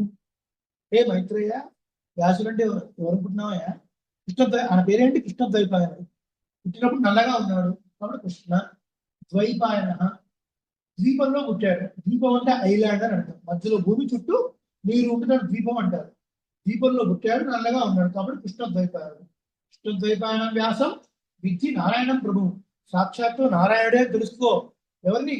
వ్యాసుని. ఓకేంది భూమిత్రయ మహాభారత ఉద్భవేత్, లేకపోతే మహాభారతాన్ని ఎవరు రాయగలడయా? నారాయణుడు కాబట్టి రాశాడు. అలాంటి వ్యాసుడు మహర్షి చేత పొగడబడినటువంటి వాడు వ్యాసుడు. సాధారణంగా పుత్రుడిని యొక్క గొప్పతనాన్ని తండ్రి మాటంగా చెప్పకూడదు. అయినప్పటికీ కూడా ఆ నియమాన్ని అతిక్రమించి మరి చెప్పాడు అంటే వ్యాసుడు గొప్పతనం ఏంటిది అనేది ఇప్పుడు అర్థం చేసుకోవాలి. అంత గొప్పతనం ఈ మహాభారతం యొక్క సారం. రెండవది ఋషిభి పరిగాణత. ఈ నామాలన్నీ కూడా ఎవరో ఏసీ రూమ్లో కూర్చొని ఓ పెన్ను పేపర్ పెట్టుకొని రాసినవి కాదు, లేదా బ్యాంకాక్ బీచ్లోకి వెళ్ళి ఆ బీచ్లో కూర్చొని రాసినవి అంతకన్నా కాదు. కదా, ఎవరు రాశారు ఈ నామాలు? ఎట్లా వచ్చాయి? సంసార మండలాన్ని మొత్తం వదిలేసి, మల్టీప్లెక్స్ వదిలేసి, విల్లాలు వదిలేసి, ఫ్లాట్ వదిలేసి, లగ్జరీ కార్లు వదిలేసి, అడవుల్లోకి వెళ్ళి చెట్టు నుంచి పడిన కాయనో పండును మాత్రమే తిని, ఒకవేళ ఆ రోజు ఏమీ లభించకపోతే కేవలం వాయు భక్షణ, కేవలం గాలిని మాత్రమే పీల్చుకొని తపస్సు చేస్తున్న ఋషులు 100 సంవత్సరాలు తపస్సు చేస్తే పరమాత్మ సాక్షాత్కారం అయ్యాడు. పరమాత్మ సాక్షాత్కారం అయిన తర్వాత ఆనందాన్ని లోపల పెట్టుకోలేకుండా ఒక నామంతో కీర్తించారు. ఆ నామాన్ని కాబట్టి ఒక్కొక్క నామం మీరు పాలన చేసేది సాధారణమైన మనుషులు రాసిన నామాలు కావు కావు కావు. 100 సంవత్సరాలు ఋషులు తపస్సు చేసి మనకు అందించారు. ఒక ఋషి తపస్సు చేశాడు, విశ్వమంతా వ్యాపించిన పరమాత్మను చూశాడు. అప్పుడు విశ్వం విష్ణు వషత్కార ఇలా నామాన్ని కీర్తించాడు. ఒక మహర్షి ఆయన అనుభవించాడు. కృష్ణుడు చేసే దుర్గుడుకు చేష్టలు, విశ్వత రావడం, పరిగెత్తడము, పట్టుకోవడము, రోడ్డుకి కట్టేయడం. దామోదరాయణ మహాన్ని కీర్తించాడు కదా. దామము, దారము, ఉదరము, ఉదరముడందు తలవాడు, తాడు చేత కట్టబడినటువంటి వాడు. దామాని లోకనామాని ఇంకొక అర్థం ఉంది, లోకాలకు ఆనందం చేకూర్చేవాడు, లోకాలను తన బుద్ధులు కలిగిన వాడు కూడా ఒక అర్థం ఉంది. అలా భాషించాడు. అలా వారు ఒక్కొక్క రకంగా పరమాత్మని సాక్షాత్కరింపజేసుకొని ఒక నామంతో కీర్తించారు. ఈ నామాలన్నీ మంత్రాలు. ఇది బాగా గుర్తుపెట్టు. మీరు చేసే పారాయణం ఏంటో తెలుసా? మాలా మంత్రము. మంత్రానికి స్వరూపం ఏమిటి? ముందు ప్రణవం ఉండాలి, ఓంకారం ఉండాలి, తర్వాత నమ పదము, తర్వాత భగవన్ నామము, తర్వాత చతుర్థి విభక్తి కదా. ఓం వాసుదేవాయ నమః, ఓం దామోదరాయ నమః, ఓం ప్రణవము, దామోదర భగవన్ నామము, ఆయా చతుర్థి విభక్తి అంటే ఆయన కొరకే నమః నమస్కారం, నాకు నేను కాదు ఆయన నమస్కారం. ఒక్కొక్క ఋషి ఒక్కొక్క నామాన్ని అనుగ్రహించారు. ఋషిభి పరిగాణిత, ఋషుల చేత కీర్తింపబడినటువంటి నామాలు కాబట్టి చాలా పవిత్రమైన నామాలు. ఇది రెండో కాలం. మూడోది ఏంటి? వేదాచార్య సమాహారాత్. వేదాచార్యుడు అంటే ఎవరు? వ్యాస మహర్షి. ఒకటిగా ఉన్న వేదాన్ని 4గా విభజించినటువంటి మహానుభావుడు. The process of segregation is called వ్యాసం. అలా సగ్రిగేట్ చేశాడు. ఇప్పుడు వ్యాస మహర్షి చేత వేదాలు విభజింపబడినాయి కాబట్టి వేదాచార్యుడు అయ్యాడు. ఆయన చేత కూర్చబడినవి. ఇప్పుడు ఒక డౌట్, ఒక్కొక్క ఋషి తపస్సు చేసి ఒక్కొక్క నామాన్ని సాక్షాత్కరించుకుంటే ఇన్ని నామాలు మనకెట్లా వచ్చాయి? ఇది లాజికా కాదా? లాజికల్ క్వశ్చనా కాదా? మీరంతా ఋషులు, మీరు ఎక్కడో నైమిషారణ్యంలో ఎక్కడో తపస్సు చేసుకుంటున్నారు. మీరు తపస్సు చేసుకుని సాక్షాత్కారం చేసుకున్న నామాలు నేను ఎట్లా రాస్తానండి? ఇక్కడే వ్యాసుడి విపుతంగా కనబడుతుంది. ఎవరు వ్యాసుడు? ఎవరు? వ్యాసాయ విష్ణు రూపాయ, సాక్షాత్తు మహావిష్ణు యొక్క రూపమే, జ్ఞాన యొక్క అంశమే. కాబట్టి యోగ జ్ఞానంతో ఒక్కొక్క మహర్షి ఏ నామాన్ని సాక్షాత్కరింపజేసుకున్నాడో యోగం ద్వారా దర్శించి వాడన్నిటిని సంకలనం చేసి మనకు అందించాడు. తేనెటి ఒక్కొక్క పువ్వులో ఉన్న మకరందం, మకరందం అంటే హనీ, తేనెను తీసుకొని హనీ కోమ్ తేనె తట్టులో పెడుతుందో అలా ఒక్కొక్క మహర్షి సాక్షాత్కరింప చేసుకున్న నామాన్ని వ్యాస మహర్షి తన యోగం ద్వారా దర్శించి అన్నిటినీ సంకలనం చేసి భీష్ముడికి ఉపదేశించాడు. భీష్ముడు వీళ్ళకి ఉపదేశించాడు. అలా వేదాచార్య సమాహారాత్. భీష్మోత్కృష్ట మదత్వత 4వ కాలం. భీష్మాచార్యుడు ఇదే నాకు గొప్పదైన ధర్మము అని చెప్పాడు. గోధర్మ సర్వధర్మాన భవత ప్రమమత అన్న దానికి జగత్మోహం దేవదేవం అని చెప్తూ ఇదే గొప్పదైన ధర్మము అని చెప్పాడు. మరి భీష్ముడు గొప్పతనం ఏమిటి అంటే చూడండి, వేదాంగాలని అవపోసన పట్టిన వాడు భీష్ముడు. గుర్తుపెట్టుకోండి. వశిష్ఠుడు గురువు భీష్ముడు. దశావతారాల్లో ఒక అవతారం. పరశురామ అవతారం దగ్గర విలువిద్య నేర్చుకున్నాడు. శుక్రాచార్యుడు గురువు. శుక్రాచార్యుడు కూడా గురువు. ఇంతమంది మహానుభావుల దగ్గర నేర్చుకున్నాడు. అసలు ఈయన పేరు ఏంటి? దేవవ్రతుడు. ఎందుకు పేరు వచ్చింది భీష్ముడు అని? తన తండ్రి శంకర మహారాజు సత్యవతి వివాహం చేసుకుంటా అన్నాడు. సత్యవతి యొక్క తండ్రి దాసరాజు ఆయన అన్నాడు, ఈ నాలుగు కుమారుడు అన్నాడయ్యా, ఆయనే పట్టాభిషేకుడు అవుతారు, రాజ్యాన్ని స్వీకరిస్తాడు, నా కుమార్తె ఎప్పుడు దాసిగా ఉండాలి, నా కుమార్తెకు పుట్టినటువంటి సంతానాన్ని రాజులుగా చేస్తానంటే నేను నా కుమార్తెను ఇస్తాను అంటే, నేను ఆజన్మాంతం బ్రహ్మచారిగా ఉంటాను, సింహాసనాన్ని స్వీకరించను, దీన్ని కాపాడుతాను అని భీషణమైన ప్రతిజ్ఞ చేశాడు. అప్పుడు దేవతలు పుష్పవృష్టి కురిపించారు. అందుకని భీష్ముడు అనే పేరు వచ్చింది. తన తండ్రి యొక్క ఆనందం కోసం త్యాగం చేశాడు. ఎన్నోసార్లు అవకాశం వచ్చింది మళ్ళీ సింహాసనం మీద కూర్చోడానికి, కానీ తీసుకోలేదు సింహాసనాన్ని. అది భీష్ముడు అంటే. అంత మాత్రం కాదు, శంకరమాల సంతోషించి భీష్మానికి స్వచ్ఛంద మరణం ఉందని అనుగ్రహం చేశాడు. శంకరమాల చదివిన తర్వాత ఈయన శ్రాద్ధం పెడుతున్నప్పుడు పిండాలు పెట్టాలి కదా, పిండాలు ఎక్కడ పెట్టాలి? దర్భల మీద పెట్టాలి. పిండం పెడుతున్నప్పుడు సంతోషించి శంకర మహారాజు పైనుంచి చేయి చేపాడు. పెడుతున్నప్పుడు చేయిలో పెట్టాలి కదండి, చేయి పక్కన పెట్టేశాడు భీష్ముడు. చేతిని పక్కన పెట్టేసి పిండాన్ని తెలియ పెట్టాడు, దర్భల మీదనే పెట్టాడు. తస్మాత్ శాస్త్రం ప్రమాణంతే కార్యాకారే వ్యవస్థితం. ఏ పని చేసినా శాస్త్రం ప్రమాణం, మన బుద్ధికి తోచినట్టుగా చేయకూడదు. పెద్దలు ఏం చెప్తారో, శాస్త్రం ఏం చెప్తుందో అది చేయాలి. ఇది ఎందుకండి దండగా, ఎందుకండి దండగా, ఎందుకండి అన్నెందుకండి అని దీర్ఘాలు దేవుడు. పెద్దలు ఏం చెప్పారో అది చేయాలి. సాక్షాత్ తండ్రి చేయబెట్టినా కూడా పక్కన పెట్టేసి దర్భల మీద. అంత నిష్ఠా గరిష్ఠుడు, వేదాన్ని అవపోసనం పెట్టినవాడు. భీష్ముడు సభ తీరిస్తే అడవుల్లో తపస్సు చేస్తున్న ఋషులందరూ కూర్చొని వాళ్ళ డౌట్స్ ని క్లారిఫై చేస్తున్నారు. అర్థమవుతుందా? ఋషులు కూర్చొని సభలో వాళ్ళ డౌట్స్ ని భీష్ముడి ద్వారా క్లారిఫై చేసుకునేవాళ్ళు. అంతటి మహా గొప్ప జ్ఞాని భీష్ముడు. సమయం ఉన్నప్పుడల్లా దాసుడు చెప్పేవాడు, ఓ ధర్మరాజా, ఓ అర్జున, భీమ, మీరు వెళ్ళండి, సమయం ఉన్నప్పుడల్లా భీష్ముడి దగ్గర వెళ్ళండి, వెళ్ళి మీరు అనేక ధర్మాలు తెలుసుకోండి. ఆఫీసులో కూడా చాలా సీనియర్ పోస్ట్ ఉన్నారు అనుకోండి, భీష్ముడు ఉన్నాడుగా వెళ్ళండి అడుగుతుంది. 20 ఏళ్ళైనా ఆఫీసులో అనుకోండి, ఏమంటారు భీష్ముడు వెళ్ళండి అంటారు, తురుగుడు దుడు అంటారు. ఇద్దరు మహానుభావుడు, ఇన్ని ధర్మాలు తెలిసిన వాడు, ఇంత గొప్పవాడు, సాక్షాత్తు కృష్ణ భగవానుడే ఈ తలుచుకున్నవాడు కదా. కుంభసేన మీద పడుకొని రేపో మాపో అన్నటువంటి భీష్ముడిని ఈయన ధ్యానించాడు. ఎవరు? కృష్ణుడు ధ్యానించి ఈయన మనసు భీష్ముడు వైపు వెళ్ళింది అంటే ఎంత గొప్ప భక్తుడు ఈయన, ఎంత గొప్ప మహానుభావుడు. ఎన్ని ధర్మాల్ని, ఎన్ని శాస్త్రాలు అవపోసన పట్టాడు. ఇన్ని ధర్మాలని శాస్త్రాలను అవపోసన బట్టి శ్రీ మహావిష్ణువుని 1000 నామాలతో ధ్యానం చేయడము, స్తోత్రం చేయడము, ఇది పరమధర్మం అన్న. పరమం అంటే అల్టిమేట్ అర్థం, దీన్ని మించింది లేదు అని. ఇంతకన్నా ఏం కావాలి? ఇది 4వ కారణం అండి. 4వ కారణం బోర్ కొడుతుందా? 5వ కారణం పరిగ్రహాది సేత. అయిపోవచ్చు. పరిగ్రహాది సేత, అందరూ దీన్ని ఆమోదించారు, స్వీకరించారు. ఏంటి అర్థం?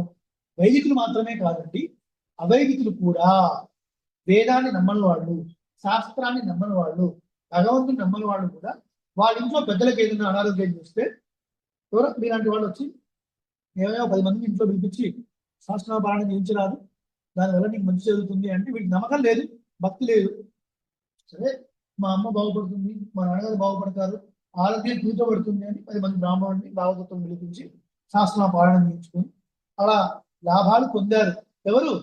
నాస్తికులు కూడా. బాణభటుడు కాదంబరి అనే కావ్యంలో విశ్వాసం ప్రస్తావన తీసుకుని వస్తాడు. ఒక రాజుగారు గది, రాజుగారు అంతఃపురంలో రాణిగారు ప్రసవ వేదన పడుతుంది, డెలివరీ. ఆ డెలివరీ అయ్యే సమయంలో ప్రసూతి గృహం, లేబర్ రూమ్ అక్కడ ఉంది. దానికి కొద్ది దూరంలో 105 మంది బ్రాహ్మణులు కూర్చొని విష్ణు సహస్రనామ పారాయణ చేస్తున్నారు. ఇది కావ్యంలో రాయబడింది, ఎప్పుడో 607 సంవత్సరాల క్రితం. దీని అర్థం ఏంటి? పుట్టబోయేవాడు ఈ భూమిలోకంలో పుడుతూనే ఈ నామాలని వినాలి, నామాలని వినడం వల్ల వాడికి ఒక మంచి బుద్ధి కలుగుతుంది. గుర్తుపెట్టుకోండి, మన పిల్లలు దేశాన్ని ఉద్ధరించాల్సిన అవసరం లేదు. The should not become anti social elements. వాళ్ళు ఎన్ని బయటికి వెళ్తే రకరకాల పద్ధతులలోనే డ్రగ్స్, స్మోకింగ్, డ్రింకింగ్, ఎన్ని రకాల అలవాట్లు అండి. మనం అలా కావాలని పెంచుతున్నాం, మనం అలా కావాలి మన పిల్లవాడు మనం పెంచడం లేదు. కానీ సొసైటీ అట్లా ఉంది, రకరకాల నేరాలు, ఘోరాలు అవన్నీ చూస్తుంటే భయం అవుతుంది. ఇవన్నీ ఎట్లా అండి? అసలు ఆలోచన రాకుండా ఉండాలి అంటే పవిత్రమైనది ఏదో మన మైండ్ లో ఉండాలి. ఉంటే ఆ పవిత్రాన్ని దూరం చేస్తుంది. చిన్నప్పటి నుంచి పిల్లలకు అలవాటు చేయాలి. అందుకే పిల్లల్ని తీసుకొని రావాలి దేవాలయానికి. సంప్రదాయ దృష్టిలో దేవాలయానికి రావాలి, గుర్తు పెట్టుకోవాలి, రావాలి, పెద్దలు సేవించాలి. వైశాఖ మాసం వస్తుందంటే చాలు. చిన్నప్పుడు ఏం చేసేవారండి? విసనకర్ర, 5 మామిడి పండ్లు, 11 రూపాయలు, 101 రూపాయలు శక్తి ప్రకారంగా దక్షిణ ఇచ్చి అర్చక స్వామికి ఆచార్యులకి సంభావన ఇప్పించేవాడు పిల్లలతో. ఎందుకు అలవాటు చేయాలి, చిన్నప్పటి నుంచి వీడికి అలవాటు చేస్తే పెద్ద వీడికి తెలుస్తుంది. అలా మన తల్లిదండ్రులు చేశారు, మనకు అలవాటు చేశారు. అలవాటు చేయకపోతే దేవాలయం ఏంటో, ఇక్కడ ఒక రాయి ఉంది, ఇక్కడ ఒక స్వామి ఉన్నాడు, నేను ఎందుకు పోవాలి ఇక్కడికి, ఆ తీర్థం తీసుకుంటే నాకు వచ్చే ప్రయోజనం ఏంటి, ఆ ప్రసాదం తీసుకుంటే నాకు వచ్చే ప్రయోజనం ఏంటి, ఈ అభిషేకం చేస్తే నాకు వచ్చే ప్రయోజనం ఏంటి, వాడికి ఏం తెలియకుండా పోతుంది కదండి. అది కాదు ధర్మం అంటే. ప్రతిదీ మన పెద్దలు ధర్మాచరణ ఎట్లా చేయాలి ప్రతిదీ నేర్పించుకుంటూ వచ్చారు. అందుకనే చాలా విషయాలు మనం తెలుసుకోవాలి. జాయమానం ఈ పురుషం ఎం పశ్యేత్ మధుసూదన తదు విజ్ఞేయ సాత్విక వైమోక్షార్థచింతక. మహాభారతం శ్లోకం. జాయమానం ఈ పురుషం, పుడుతూనే పుడుతూనే ఎవరి పైన ఆ మధుసూదనుడు ఆ శ్రీమన్నాడు దృష్టి పడుతుందో వాడు సత్వగుణం కలిగి వాడు మోక్షం గురించి చింతిస్తాడు, వాడే చక్కటి భావగతుడు అవుతాడు అని చెప్పారు. అందుకనే పుడుతూనే విశ్వాసనామాన్ని వినాలి అని రాజుగారి గృహం ముందు 108 మంది బ్రాహ్మణులతో విశ్వాసనామం పాడడం. ఇది కావ్యంలో ఉంది, చదువుకోవచ్చు కావాలని. తర్వాత వేదంలో కూడా విశ్వాసనామ పాడడం గురించి చరక సంహిత వేదశాస్త్రం, ఆయుర్వేద శాస్త్రంలో ఈ మూడికలు ఆ మూడికలు రంగరించి మీరు వాడిన తర్వాత మీకు రోగం నయం కాకపోతే ఒక 3 సార్లు విశ్వాసనామ పారాయణ చేయండి, మీకు రోగం నయమవుతుంది అని చరక సంహితలో రాయబడి ఉంది. వేదంలో ఉంది, కావ్యాల్లో ఉంది, అన్ని చోట్ల ఉంది. దేవో నామ సహస్రవాన్ అని మనకు వేదంలో ఉంది, మహాభారతంలో ఉంది. ప్రబంధాలను కూడా ఆయిరనామం చొల్లి పల్లాటులో వస్తుంది, పెరియాళ్ళు వారి ఆయిరనామం చొల్లి పరమాత్మ యొక్క 1000 నామాలు చొల్లి. అలాగే ఆండాల యొక్క ప్రబంధంలో కూడా నామమాయిరం నారాయణ నరనే உன்னை மாமிதன் மகனாக பெற்றால் எம்மை வாதம் தவிருமே காமரு போதறி காலம் என்ன பண்புணிதால் நெறிகாரித்தோம் சீமை செய்யும் சிறிதராயங்கள் சிற்றில் வந்து சிதையேலே நாமமாயிரம் பேர்த்த నారాయణ నరనే. నామమాయిరం వేత్త నిన్న 1000 నామాలతో కులబడే ఓ స్వామి ఆండాళ్ళని కూడా నాట్యాత్మకంలో కనిపించింది. ప్రబంధంలోను, ఇతిహాసంలోను, వేదంలో అన్ని చోట్ల విశ్వాసనామం గురించి విస్తృతంగా ఉంది. ఒకటి గుర్తుపెట్టుకోవాలి, ఇది మంత్రం. అన్ని మంత్రముల కలయిక విశ్వాసనామ పారాయణం అంటే మాలా మంత్రం. ఈ మంత్రం ఎక్కడైతే పఠించబడుతుందో, ఇంట్లో పఠించిన దేవాలయంలో పఠించిన, విశేషంగా ఇంట్లో ఎప్పుడైనా గోష్ఠి చేసుకుంటే ఆ వాస్తు దోషాలు తొలగిపోతాయి. మానసికమైన దోషాలు అన్ని బాగానే ఉంటాయి, కానీ భర్తకు రూము, భార్యకు రూము, పిల్లలకు రూము, ఎవరికొరికి సంబంధం సరిగా ఉండవు, అలా మానసిక స్థితి బాగుండదు. ఇలాంటివన్నీ కూడా పడాపంచలు అయిపోతాయి. అందుకని సామూహికంగా విష్ణు సహస్రనామ పారాయణ చేయాలి అంటారు. జాతకపరమైన దోషాలున్నా, వాస్తుపరమైన, మానసికమైన అన్నిటికీ ఒక మార్గం, చక్కటి ఔషధం శ్రీ విష్ణు సహస్రనామ త్రిగ్రహాక్షేమ. 5వ క్రమం. 6వది గీతా జైక్యార్థ కష్టం. గీతా శాస్త్రంలో చెప్పబడినటువంటి వాటితో సమానమైన అర్థములు కలిగి ఉండటం. ఈ నామాలన్నీ పరమాత్మ యొక్క అవతారాలు చెప్తున్నాయి, పరమాత్మ యొక్క గుణాలు చెప్తున్నాయి, పరమాత్మ యొక్క శ్రేష్ఠితాలు చెప్తున్నాయి కదా. ఇటువంటి గొప్పమైన కళ్యాణ గుణములు ఉన్నటువంటి ఈ విష్ణు సహస్రనామం. ఇందువల్ల విష్ణు సహస్రనామాన్ని మనం సేవించాలండి అని మనం రాసిన భట్టుల వారు అందులో చెప్పారు. ఆ తర్వాత మనకి ఒక విషయాన్ని మనం చూసి ముగించుకుంటాం. పడన్యా శ్రీ భగవానువాచ అన్ని చోట్ల చెప్పారు కదా, ఈశ్వరువాచ బ్రహ్మవాచ అవన్నీ చెప్పి సాక్షాత్ కృష్ణుడు చెప్పిన మాట. శ్రీ భగవానువాచ పడన్యాశ్చింతయంతో మాం ఏ జనాః పర్యుపాసతే తేషాం నిత్యాభియుక్తానాం యోగక్షేమం వహామ్యహం. చూడండి, మంచిగా బొట్లు పెట్టుకొని, మెడలో పవిత్రమాల వేసుకొని, చక్కటి పూలమాల వేసుకొని, ఓ సాల్వాలు అడుగు కట్టుకొని, మంచిగా మైక్ ముందు కాబట్టి ఈ విషయాలు చెప్తున్నారు. 100 సంవత్సరాలు 10 సంవత్సరాలు విశ్వాసం చదువుతున్నాం, నాకు ఏ లాభం కలగలేదండి, మాకే లాభం కలగలేదు. ధారాళంగా మంచిగా ప్రోత్సాహం చెప్తున్నారు. ఈ శ్లోకం చదవాలి. అనన్యాస్ చింతయంతో, ఏ దృష్టి లేకుండా, ఇంకా ఎటువైపు దృష్టి పోకుండా, కేవలం నాయందే మనసు పెట్టి, నాయందే అంటే కృష్ణుని అందే అని అర్థం, నాయందే మనసు పెట్టి ఎవరైతే నన్ను ధ్యానిస్తారో వాళ్ళ యొక్క యోగాన్ని, క్షేమాన్ని నేను వహిస్తాను. I'm the care taker of the devotees who has unflinched devotion towards me. Unfinished devotion. ఇది ముఖ్యం కదా. అన్య ఆరాధన లేకుండా అన్య వైపు ఒకవైపు ఇన్ని మాత్రమే పట్టుకుంటుంది. ఏంటంటే యోగం ఏంటి, క్షోమం ఏంటి?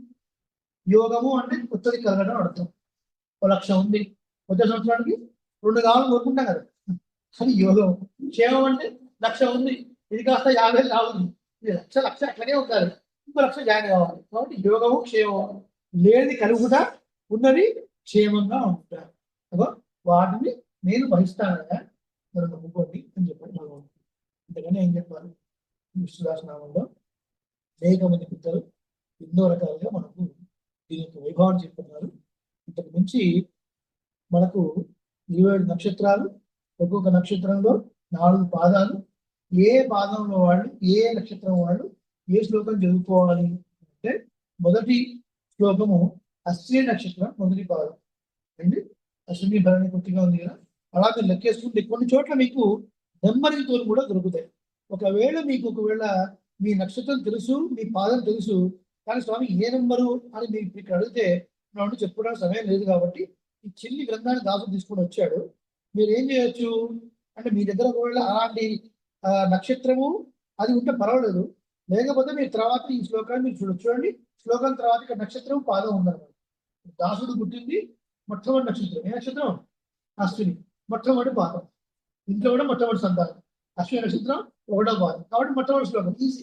విశ్వం విష్ణు షట్కారో భూత భవ్య భవత్ ప్రభు భూత భూత ఉద్భావ భూతాత్మ భూత భావన సంధ్యావం రావగానే ముందు ఈ శ్లోకం చెప్పి ఆ తర్వాత ఎవరు చెప్పుకుంటాం. కాబట్టి మీరు కూడా మీ ఆరాధనలో మీ నక్షత్రం ఏంటి, మీ పాదం ఏంటి తెలుసుకొని దానికి తగిన శ్లోకాన్ని రోజు కనీసం ఒకసారి 2 సార్లు మీరు చక్కగా దీన్ని సేవించండి. అర్థాన్ని భావిస్తూ సేవించండి. Everything will be taken care by Shri Krishna Bhagavan. ఇది ఇందులో గొప్పతనం కదా. ఎన్నెన్నో విషయాలు, ఎన్నెన్నో మహిమలు, అటు వేదపరమైనటువంటి కానీ, ఆరోగ్యపరమైనటువంటి కానీ, మానసికపరమైన, వాస్తుపరమైన ఎన్నో వాటికి అనేక రకమైనటువంటి పరిష్కారాలు శ్రీ విష్ణు సహస్రనామంలో ఉన్నాయి. అందువల్ల మనకి ఇది ఉపాధేయం అనేది కొత్త ఉపోద్ఘాతం అంతే. ఇంకొక నామం ఏం చెప్తుంది అని తెలుసుకోవాలంటే చాలా టైం పడుతుంది. ఇప్పుడున్న అవకాశం ఉన్నప్పుడు చేయించుకోవచ్చు. ఏకాదశికి భగవద్గీత తరఫున వ్యాఖ్యానం ఒకప్పుడు నడిచేది. బిజీ అవ్వడం వల్ల ఆ పంక్తి కాలక్షేపం కొంచెం ఆగిపోయింది. కరెక్ట్ గా కిబేగం దేవత దగ్గర ఉన్నాం. ప్రతి ఏకాదశి రోజున ఒక 45 నిమిషాలు భాష నడుస్తుంది ఇంట్లో, ఆన్లైన్ లో. దగ్గర ఉన్న వాళ్ళు ఇంటికి వస్తారు, దూరం ఉన్న వాళ్ళు జూమ్ ద్వారా వింటారు.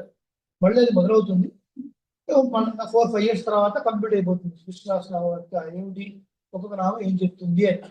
ఇటీవల కాలంలో ఆంధ్ర యాత్రకు వెళ్ళినప్పుడు తణుకులో చేసినటువంటి గొడవర్తి గొడవర్తి సుందరరాజన స్వామి వారు కూడా విశ్వాసనామానికి ఒక వ్యాఖ్యానం రాశారు, చక్కటి అనువాదం. అలాగే ద్రోణాచార్య స్వామి అనువాదం, పరాశరపట్ల వారు. వీటిని మేళవించి వస్తమైనటువంటి అర్థాలు మనం తెలుసుకునే అవకాశం ఉంది. అది ఎప్పుడైనా పరమాత్మ అవకాశం కలిగిస్తే ఆ నామాల్లో ఏం చెప్తున్నాయనే విషయాన్ని మనం తెలుసుకోవచ్చు. ఇప్పుడు ప్రస్తుతానికి శ్రీ విశ్వాసనామం యొక్క వైభవం ఏంటి, నామ సంకీర్తన వైభవం ఏంటి, ఎక్కడెక్కడ ఎలా ఉంది, పురాణంలో ఏం చెప్పబడింది, కావ్యాల్లో ఏం చెప్పబడింది, ఇవన్నీ మనం తెలుసుకున్నాం. అలాగే పరాశరపట్ల వారు 6 కారణాలు చెప్పడం వల్ల, ఈ అన్ని కారణాల వల్ల మహాభారత సారం అవడం వల్ల, ఋషులు గుర్తించడం వల్ల, వేదాచార్యుడు వ్యాసభ సంధించడం వల్ల, పరమ గొప్ప ధార్మికుడు, అనేక ధర్మ సూక్ష్మాలు తెలిసినటువంటి భీష్ముడు ఇది ఉత్తమమైన ధర్మము అని తాను ప్రకటించడం వల్ల, అలాగే నాస్తికుడు కూడా దీన్ని స్వీకరించడం వల్ల, గీతా శాస్త్రాది గ్రంథాలతో ఉపనిషత్ సారంతో సమానమైన అర్థాలని కలిగి ఉండడం వల్ల శ్రీ విష్ణు సహస్రనామం మనకు ఉపాధేయము పరాశరపట్ల చెప్పారు. దాసుడికి అవకాశం ఇచ్చినటువంటి పెద్దలందరికీ, అలాగే ప్రధానాచార్య స్వామి వారికి, అలాగే పెరుమాళ్ళకి మరొక్కసారి కృతజ్ఞతాపూర్వకంగా దాసోహాలు తెలియజేస్తూ, భీష్మికాశ పర్వదినం రోజున ఇవాళ దాసుడు గాంధీనగర్ వెళ్ళడం జరిగింది. తెలిసిన వాళ్ళ బంధువుల ఇంట్లో. అక్కడ సుందరకాండ ప్రతి శ్లోకం చివర రాముడి యొక్క మూలమంత్రంతో హవనం 5 రోజుల పాటు జరిగేది.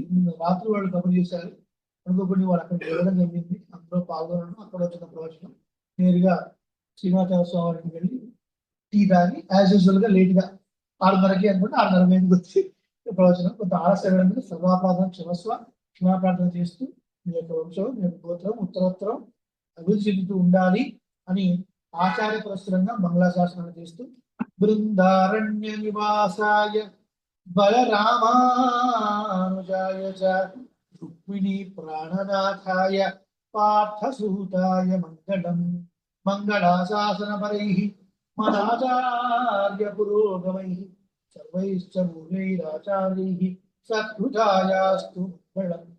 స్వస్తి. జయ శ్రీమన్నారాయణ. ఒకే ఒక్క నిమిషంలో చిన్న అమ్మాయి మన ముందు ఉంది. ఈ అమ్మాయి పేరు బహుళశ్రీ. ఇంతనా? బహుళశ్రీ. ప్రతిరోజు మండే టు ఫ్రైడే ఇంట్లో దాసుని ఇంట్లో శాస్త్రాల శ్లోకాలు నేర్పింపబడతాయి. 20 మంది పిల్లలు వస్తారు. ఇంతకుముందు 2 రోజులే ఉండేది. వాళ్ళ ఆసక్తి చూసి మండే టు ఫ్రైడే నా పనులు మానుకుని వీళ్ళకి ఎక్కువ టైం కేటాయిస్తాను. ఎందుకంటే మొక్కై వంగనిదే మానై వంగున అని చిన్నప్పుడే వంగితే పెద్దప్పుడు అలా ఆటోమేటిక్గా వస్తుంది. 20 ఏళ్ళు వచ్చాక విశ్వాసనామం అంటే వాడు వినుడు వాడు. ఈ పాప కూడా కొన్ని శ్లోకాలు చక్కగా బైహార్ట్ చేసింది. ఎన్ని శ్లోకాలు చెప్తావు? ఒక 4 శ్లోకాలు చెప్తావా? Very good. ముందు ఏం చెప్పాలి? ఓం అస్మద్గురుభ్యో చెప్పి చెప్పాలి. ఓం అస్మద్గురుభ్యో నమః. హరి ఓం. శుక్లాంబరధరం విష్ణు శశివర్ణం చతుర్భుజం ప్రసన్నవదనం ధ్యాయే సర్వవిఘ్నోపశాంతయే. విశ్వం విష్ణుర్వషట్కారో భూతభవ్య భవత్ప్రభు భూతకృద్భూతకృద్భావో భూతాత్మా భూతభావనః.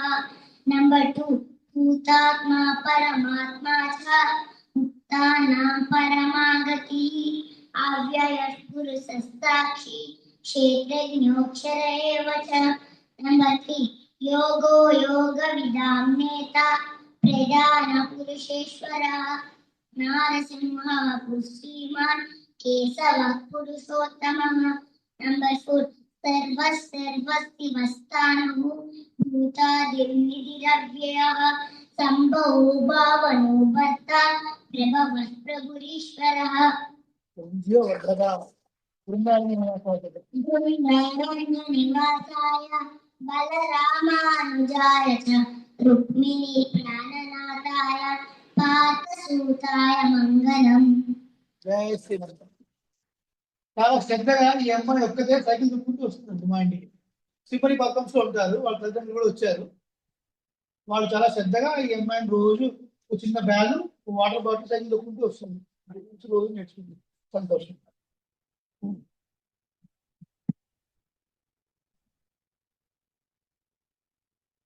స్వామివారి ఈరోజు శ్రీ విష్ణు సహస్రనామ వైభవంపై అద్భుతంగా ప్రవచనం చేశారు.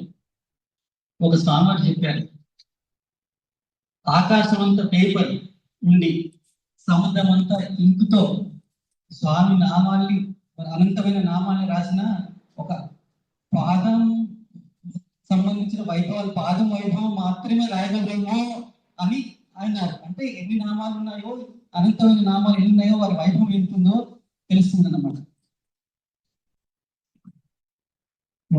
స్వామివారికి శ్రీ రామాలయం తరఫున, భగవద్బంధువులందరి తరఫున ప్రత్యేక ధన్యవాదాలు తెలియజేసుకుంటున్నాము.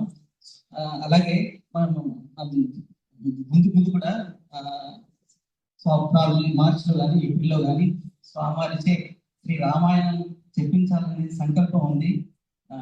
వారి అనుమతితోని డేట్స్ నిర్ణయం చేసుకొని అందరికీ తెలియపరచడం జరుగుతుంది. జై శ్రీమన్నారాయణ. జయ శ్రీమన్నారాయణ.